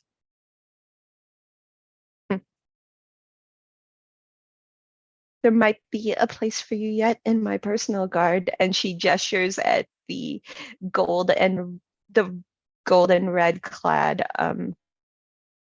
royal guard. Certainly something I could put a word in. That would be very generous of you, Your Highness.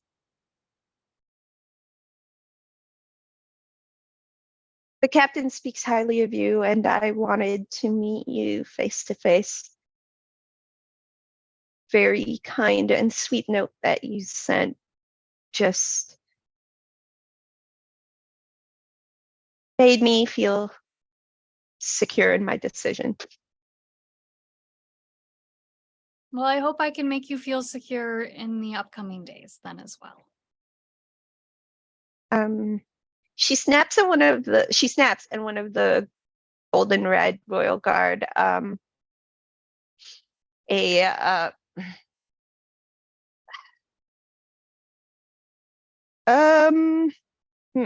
another butterfly, like humanoid hybrid butterfly person. And she says, Roger, please give the lieutenant a tour of the grounds. Show her the gardens. Show her everything that's beautiful outside, and make sure that she arrives to the the dining hall on time for the next meal. I shall retreat to my quarters until then. And Roger, the royal guard, could see that Queen Lolly trusts him and just nods. It's like, if you're interested, I can show you Royal Botanical Gardens and give you the grand tour. Yes, that would be lovely. Thank you. And yeah, you get a lovely tour of the gardens and a real nice meal. The queen has spared no expense. I'm just still stealing some dinner rolls when nobody's looking still. It's like, oh man, we don't get this good food anywhere else. I gotta take some back for the rest of the boys. Yeah, you do. And I think that whether it's noticed or not, it just it happens. They actually don't care. You actually see at the end of your time one of the royal guard speaking to Captain Franklin about getting sent some provisions and some some nicer stuff. It's not necessarily soup. Like, it's an upgrade from the rations, like an actual meal, like just a step up. And you are yeah, that is your meeting, and you have come away with a new purpose, a new mission. Cornelia, how are you doing? I am doing wonderfully, with the promise of adventure in the near future, something to do. But also, I have not lost sight of my original mission and need to start making moves within my own family. Well, you, as someone who is very politically minded, but everyone else knows this, the first month or so of the transition period is when the Court of Splendors and the Court of Shadows are the most like politically active, trying to each of the houses and each of the families within the houses are really trying to jockey for position. And there is an announcement at the end of the month as to which of the houses in the Court of Shadows and the Court of Splendors that are essentially kind of the representative houses, the ruling houses, right? And the House of Hues, of course, just by sheer numbers, are always being noticed as a contender, but there are also other houses that come in to play. I mean, it's one of those things where, like, if it's not the House of Hues, that's something has happened. Someone has messed up. You know, it's one of those things. And the Court of Shadows. The House of Hunters have shifted their interest from politics more towards the military. They are a minor house compared to the other houses in the Court of Shadows, but nobody ever talks to anybody. It's not, the Court of Shadows is political to a certain extent, but that's mostly House Obscura. You know, they deal with secrets. They use secrets as currency, power, food. It's really weird. They feed off of secrets from the human world specifically. Yeah, you don't hear very much from the Court of Shadows, and they like it. The other houses just kind of keep to themselves. Court of Splendors is definitely the more political house. Yeah. Yeah. The Court of Shadows knows its place. The houses there very much have this kind of mutual understanding, like, you stay out of my way, I'll stay out of yours. We are just in each other's way constantly. Yeah, it's two very different vibes. So when the House of Shadows is the dominant dominant force. You definitely still feel the Court of Splendors fighting it out, like, you know, but the vibe is definitely more leaning towards, you know, stay out of each other's way. And then you definitely hear from the older fae of the Court of Shadows who are less willing to interact with the human world. So winter and spring is when there is a lot more resistance to human world interaction, especially within the Court of Shadows.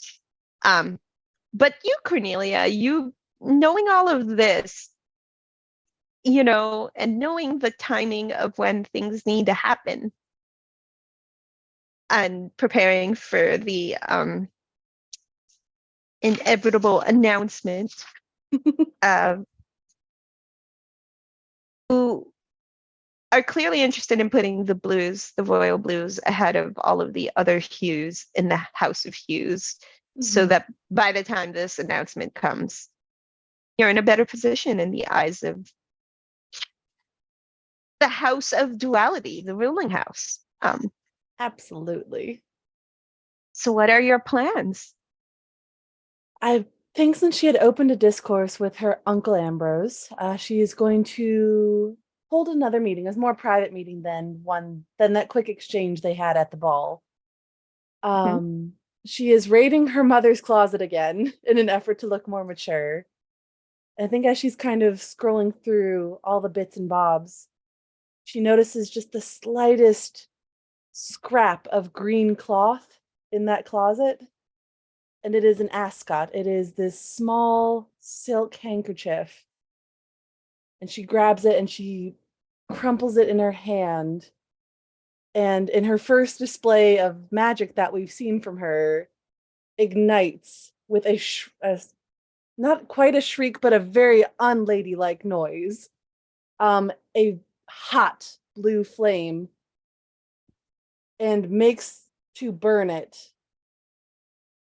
Calms herself down and finds somewhere very discreet to hide it within the closet, kind of muttering to herself as she continues to flip through a little bit more hastily her mother's clothes, finds something that she thinks will be suitable, smooths out wrinkles and ruffles. Really interesting in that closet, though. Yeah, she's gonna just shove it away. There's a, well, obviously there's the more mature kind of darker blues. There's actually kind of a bluish green. It's the kind of blue that you can't tell whether it's blue or green in a certain light. It's very interesting. And I would like to offer you a facilitator resolve token to wear that in front of your uncle. Oh, the impropriety. I will take that. I think she's being a little more adventurous. Yeah, you can check. You can check a resolve token under yours. I don't have any to track, or wait, I don't have a spot to track on the facilitator side, but I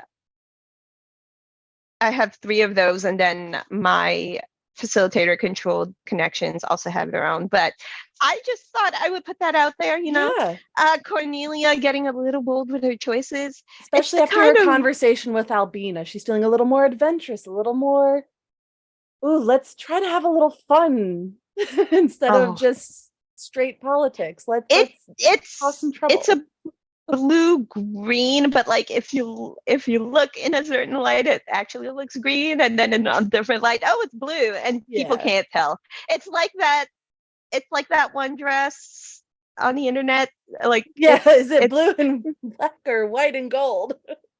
Yeah, but nobody can tell. It's one of those eye tricks. Anyway, you pick up this dress. It's it's an interesting dress, actually. And in your own, in your mom's, in your parents' chambers, where the light gets kind of funky, it looks blue, actually. But so I can feign ignorance. through the but in the natural light, it's hard to tell. Some people will see green, some people will see blue. And we are going to go with And that choice today. yeah, you're gonna go out into the natural light, my dear. Oh Oh my. boy. Where do you arrange this meeting with your uncle? We are all within the same house. It is just massive, so I would assume it would be on neutral ground. So one of the more public sitting rooms within the house, not somewhere cozy like I had my meeting with Albina, which is strictly in our wing, our little section. One of the more So centralized sitting rooms. so the Royal Blues have like a foyer and then a central like main floor area that splits into different rooms and different areas, and then there's one hallway that leads to the kitchen and other things. So this is even before the big royal staircase, or at least staircase that leads to different wings, right? Different floors. Of course, yeah. They say the higher floor, the higher you are to the sky. That's why the grandparents Anyway. are up in the attic. Wow, I can't even. I'm sorry. So you secure one of the sitting rooms. They call this the tea room specifically. It's a sitting room that has a beautiful, elegant table for you to have tea and entertain.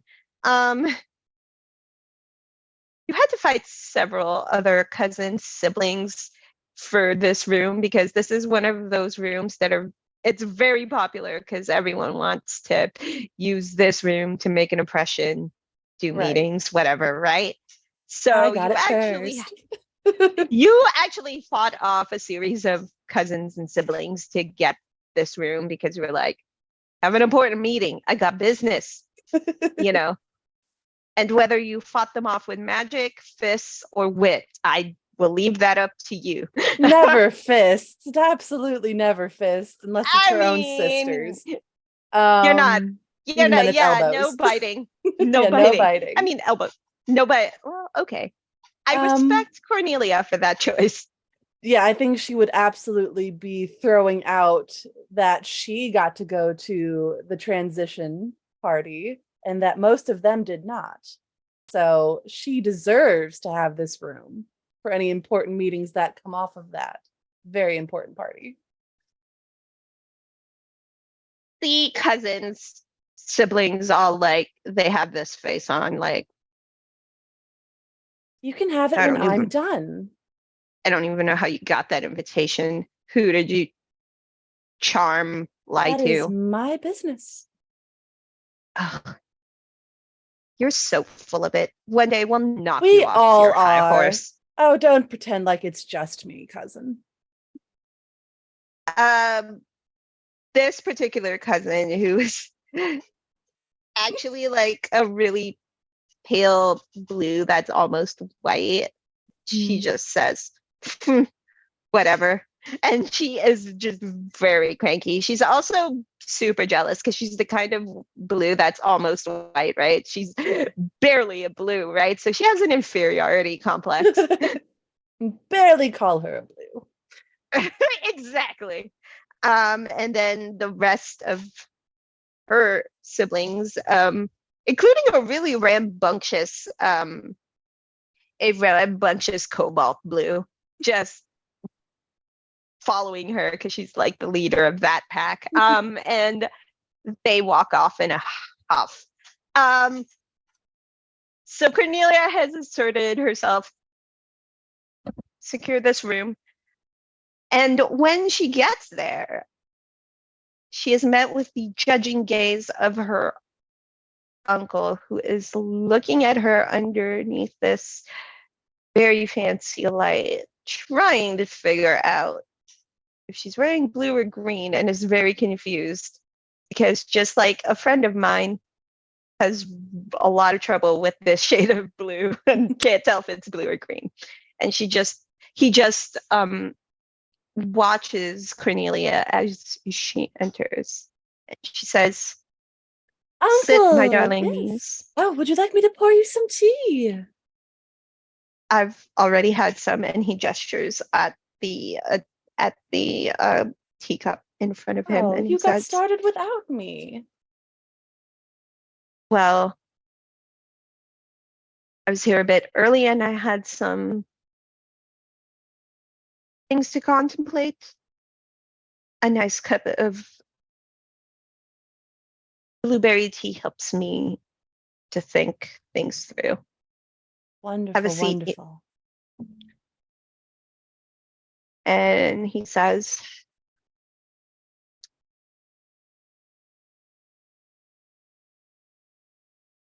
"I don't know if you've heard, but the winter blues are struggling." Oh, I did hear something in the newsletter this morning. Yes. Well, beyond those petty rumors, it seems that the winter blues could use a fresh kind of energy. I know that we have been in competition since the beginning of time, really. I'd hope that your generation would have learned from ours, but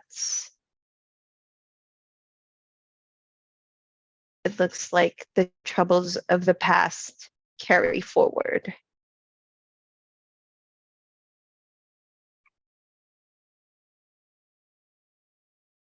What can I do to help?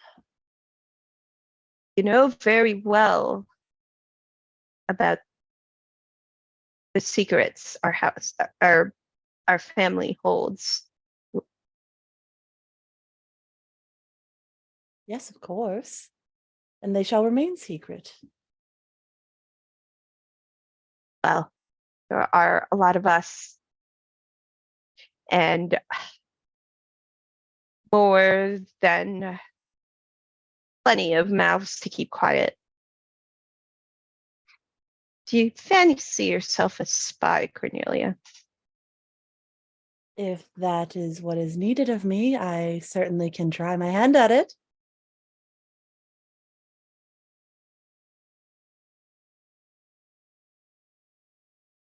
Contrary to what your grandparents may have you believe, I love my dear sister.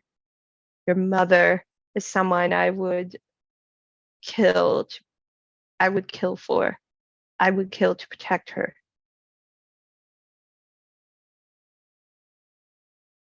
And I would do anything to ensure that her past indiscretions are kept secret. However,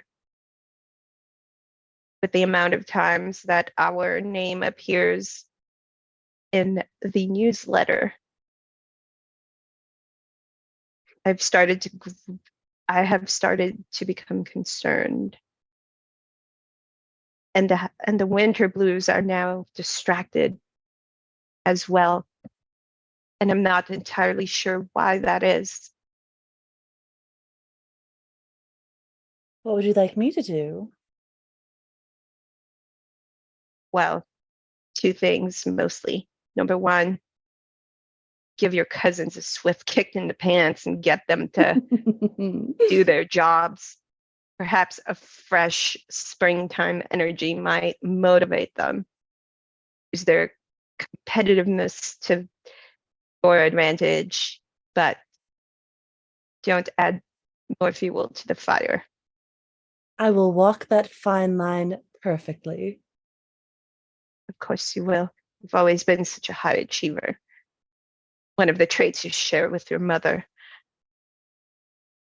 And the other thing is, if you hear word of anyone speaking ill of our house, to report back to me, as it is our season currently. I want to make sure that us as the Winter Blues, we respond accordingly. Can do. I will do everything I can to quell those terrible rumors. Well,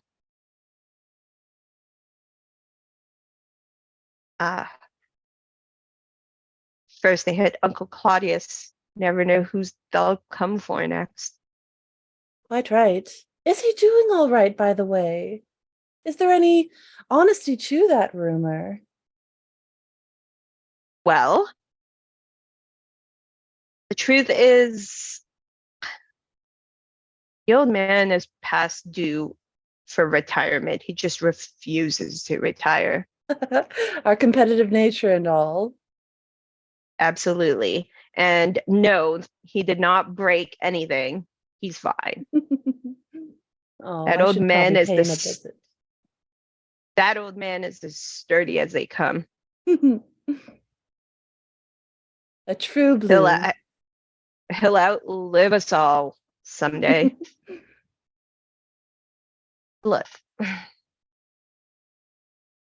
something I haven't told anyone, just based off of the competitive nature of our house, that I really would personally like it if we came together more as a Oh, united house. I never told anyone this, but the reason I have been so keen on protecting my sister is because she wanted to show us a different way. I think I know what you're talking about. It is going to be hard for the rest of the family to understand, and I do appreciate your understanding and kindness to my mother, being that she is your sister, I suppose. Look, not all of us Royal Blues hate our siblings. I wish I could say that was true for me, but I got here last, so it's really on them. This isn't about me. Apologies. No, but the point is to imagine the immense power you would have if you worked together more instead of working against each other. Oh, but then we'd have to share. What a concept. Mm. Look, being Hmm. the youngest isn't easy, especially No. in a huge group. I have the benefit of being closer to the top of the ladder in terms of age. So I have the benefit of age on my side that you do not. But you have youth. I'm sure you'll find a way to make your voice heard. I will do my best.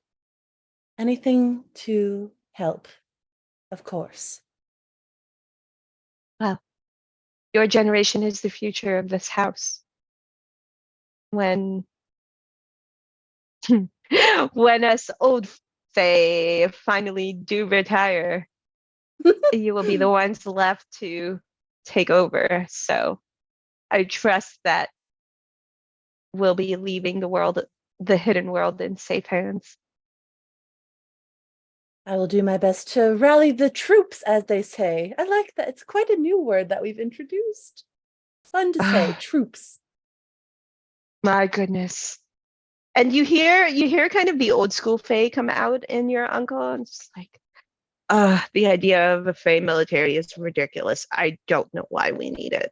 It is such a horrible expenditure of resources. I did have the opportunity to meet with one of our new militants. Hmm. They were quite determined that this is all precautionary. I had no idea humans could be so violent. Yeah, there's a good reason for that. We kept ourselves separate from the human world for literal millennia. This is true, but to your point of resources, the humans do have quite a lot of them. That is true. I suppose there could be some benefit in interfacing with the human world, but really it is what it is. It is There's what it always is. going to be differing opinions, I suppose. I just think if perhaps the Royal Blues learned to get along better, we could be our own precautionary measures and we wouldn't need a military. That's just my personal opinion, I suppose. How interesting. I will give it very much thought and see what I can rile up in our wayward winter blues. I do appreciate your zest and your energy, honestly. I do believe I get that from my father. He looks down at your dress and says, "That's an interesting choice." It's quite lovely. I found it in mother's closet, actually. Just like your mother, you're never quite sure what you're getting with that dress. And he squints, still trying to figure out if it's blue or green. And I'm like actively like moving in my seat to cause it to color shift. Yeah. And then he says, "Well, never mind that. First order of business is to go meet with your cousins tomorrow to make sure that they are doing their jobs and, you know, extending an olive branch of sorts of goodwill." Can do. I get that you are on the younger side of the scale, but I'm sure you'll do your best. I shall. By your leave, Uncle. I do have much to attend to. Okay, by all means, And Cornelia will get up and leave. And once she is out of sight, I think what will happen is just that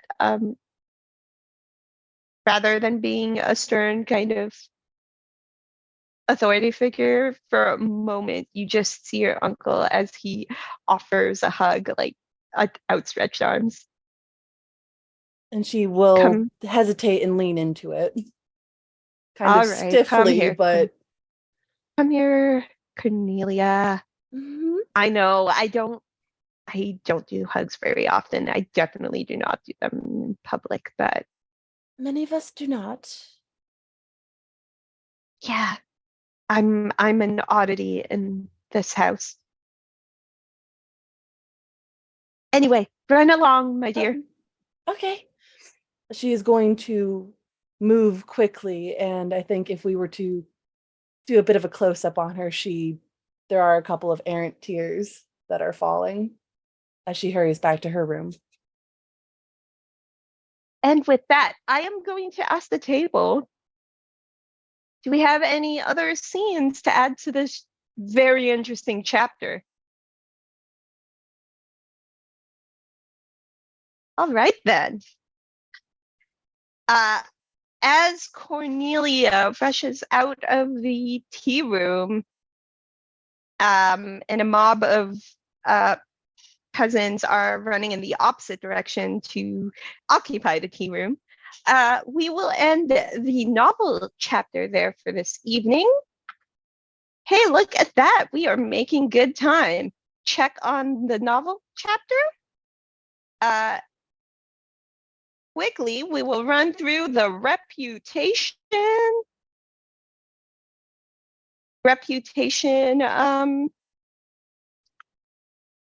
Yeah, we will do the reputation stage, and we'll do a little reputation check for our main characters. How's everyone feeling about all of the lore and all of the info dropping? Intrigued.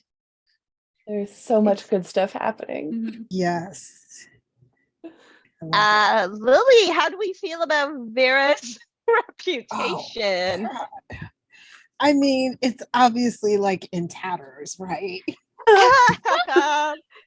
There's we could come up with a negative tag for Vera's maybe embarrassed.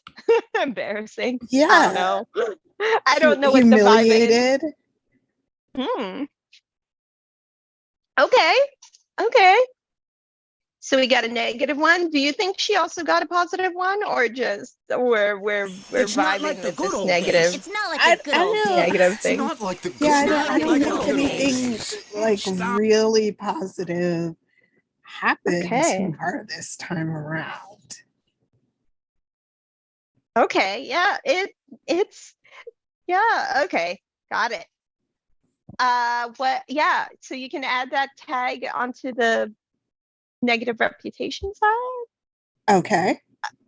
Yeah, just plug that in under Vera's reputation tags. Okay. Great. Rosie, how are we feeling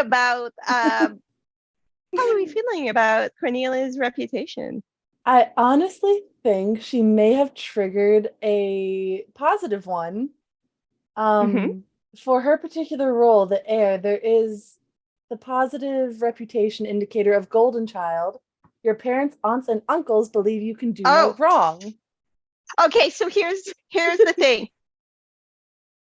So she triggers, you have to put a tag in the 3rd slot, and then it will trigger the Oh, that's condition. what that means. Okay. Yeah. So if you think she got a I do think she positive did get a tag, you can put the positive tag in there, and then you can choose one of the conditions, and it will be an ongoing effect for Cornelia until you spend the reputation tag as a resolve token. Got you. And then you can remove them. All right, so which reputation tag do you want to assign to Cornelia? I am going to take the reputation tag of faithful, because I do think she did take her uncle's words to heart and is going to enact his will as far as what was discussed. So I am guessing golden child is the condition you wanna pick up? For, yeah. Yeah. So reputation conditions are essentially ongoing effects that happen. You can get one of them at a time positive, and also the -1 as well. So, and you can cancel it out by removing or by using your reputation tag as a resolve token. So if you wanted to get rid of the negative effect, you would do that. Gotcha. And then if you get another tag again, then you can choose a different effect, or like you can play around with that. Reputation control, damage control, name of the game right there. Albina. I think she's had a positive and a negative. For oddly enough, the same sort of thing. I think the negative is she was like willing to connive with Cornelia to do some stuff that's like not her duty at all. Like sneaking people into the human world very much goes against her duty. However, doing strategic conniving things because your captain and queen told you to, that's very much her duty. I think she got like a positive and a negative for being conniving, just depending on which person was asking her to do the conniving. So maybe like I feel like that's legit. I feel like Albina had a good time post transition day. I'm just saying. So maybe like the negative is conniving and the positive is strategic. And they're both kind of flip side of the same coin. It's which one is her duty bound one. I mean, listen, it makes sense to me. If it makes sense to you, write that down. I think it does. This is great. As for court reputation, because Nox isn't here and y'all have been busy, it balances each other out. The Court of Shadows is still in the lead for that. There aren't any royal new decrees as of yet, but we are there is going to be leadership announcements and things in the next session for that. The reputation phase is now over. You are set with your reputations. What else have we got? We're doing real good on time. I love us for this. Another round of letters. We got more epistolary. Let's go. End of cycle letters. What do you guys got?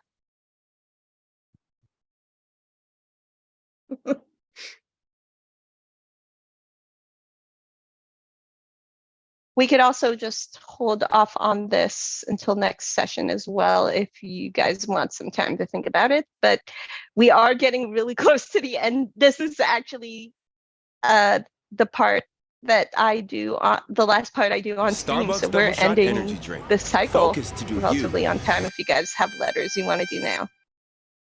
Not off the top of my head. I might have to think of it. Okay, you know what? We will save those letters for the start of next session, and we will wrap up our cycle of play. We will do upkeep off stream, and then we'll just kind of rewind, do the letters. Upkeep won't really matter, but we'll do upkeep in our decompression and everything, and I'll explain that to the table real quick to save time. Holy smokes, it's been a real busy novel chapter this week. There's a lot of information coming at y'all real quick. Lore drops, missing queen. Everything's great. I want to give a shout out to Mo, our producer. What's up, Mo? Thank you for managing the tech side of this game. You are definitely a vital part of this table. Let's see. What is happening? I just want to double check something real quick. Tomorrow is Friday, right? Hello. Gently on the Wind, our Valor actual play. Their finale's tomorrow at 8 p.m. Eastern time. So, I'd love for you guys to show Jonathan and their table a whole lot of love because they are wrapping things up. So make sure you send them some love. We got some glitter hearts on Monday. Who doesn't love mermaids, by the way? Touch the Ocean, 2 p.m. Eastern time. Go watch some mermaids. Casting calls have been posted on Girls Run Worlds, our Twitter account. Want to get some big gay one-shot action? Go sign up. We got Thirsty Sword Lesbians, Vampire Masquerade. We got some Cypher. We got a game called Trash Pals. I mean, let's find out what that's all about together.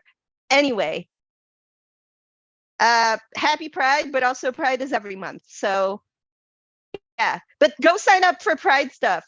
Big gay one-shots. That's a thing. Wow. We are doing outros. That's what we're doing. I know what's going on. Let's start with Rosie. That's me. I'm Rosie, Sweet Rosie B, just about everywhere on the internet. You can find me here on Thursdays doing this, being Cornelia, which is so stressful right now. You can find me on Tuesdays over on the Greater Restoration channel where we are finishing up our Humblewood campaign. And very soon you'll be able to find me over on Nat One Fun. We are producing our Lord of the Rings mini-series. I am lore keeper for it. Our funding campaign ends tomorrow. It is our producer Dan's birthday. So help us reach our very last stretch goal. We are just a few hundred away from hitting our ultimate goal where we get a special guest for our 5th cast member. That will be releasing later in June. I am so excited. The story has been so great. It is all elves, and we got 4 flavors of sass going so far with the cast we have. It is wonderful. I do hope that you have an opportunity to check it out. But that's all that I've got going on right now. Heads up, Lily, it's your turn.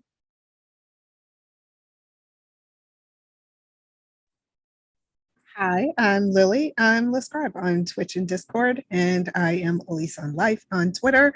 And you can also check me out on Instagram as LilyPHL, where I post all of my creative endeavors. You can find me on the first season of the Misfits of Space podcast, where we did a Star Wars actual play. And currently we are wrapping up Monster Hearts 2 campaign that is airing right now also on Misfits of Space. And I have my own podcast called Blurred on the Street, where it's me, my sister, and a mutual friend, just 3 women, femmes, chilling and talking about being in the geeky, nerdy world and current events. Excellent. And last but not least, Arcady. Hello, I'm Arcady. You can find me pretty much everywhere on the internet as Arcady Koshka. I am also a series regular over on the tabletop RPG channel, Mercenaries of Mischief. We're currently on a break right now, but we have a backlog of everything we've done, including the 2 shows from our last season, which are like 10 episode campaigns. So like they're pretty easy to like binge watch if you need something new. Otherwise, yeah, I hang out online as Arcady Koshka and do cool things like cosplay and post pictures of my cat. Very gorgeous cat, BT Dubs. Definitely follow her on Twitter for the cat. I content. know people follow me for the cat rather than me. I've accepted this. He is much sweeter than I am. To be fair, I do also watch you play D&D, but hi, I'm Anne. I've been the facilitator of this beautiful, beautiful mess that we're making together, because that's what this game is all about. You can find me on Twitter at XO_GirlWonder. There is a link in chat to my Beacons page that has links of most of my streams. I have to update that page. I just got a whole new set of projects and a lot less sleep. Don't judge me. There is also a page over there that has an archive of actual plays I've done, including the first 2 seasons of Regency Remixed, which I am super proud of. Yeah, I think that's it. I've covered channel announcements. Go to the Twitter at Girls Run Worlds. Go find the casting calls, because all of our storytellers, creators, and all of us in our community are extremely we're working really hard, and we've got a lot of extremely talented people on this channel. Who do we okay, I have an idea for a raid. I would like to go raid over to Nerds with Dice, one of our lovely producers, players, storytellers, Sophia, aka Nerdy Teddy, is her channel is live right now. So let's go and support one of our own and drop in on her channel. Make sure y'all give them some love. There are people on the other side of the screen telling a rad story. I guess I'll see you guys on the next adventure. Bye.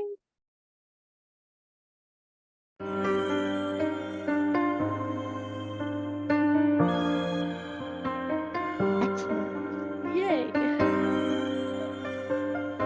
Oh, shit. That was a lot in the best way. I totally meant to drop half of that shit last week. Well, I mean, I meant to drop the disappearing queen part last week. I was like, I was not awake enough. No, it's fine. I most of my life happens between the hours of midnight and noon, and then I just sleep the rest of the day. Really, it's a pretty interesting way to live life.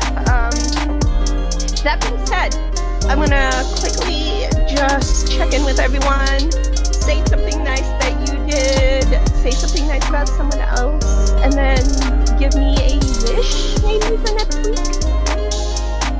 I'm gonna pick on Lily. I think a star would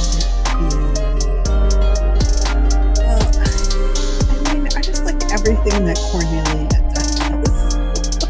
Yes, That makes one of us.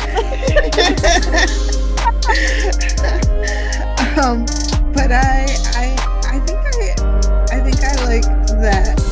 It was brief, but I really loved that.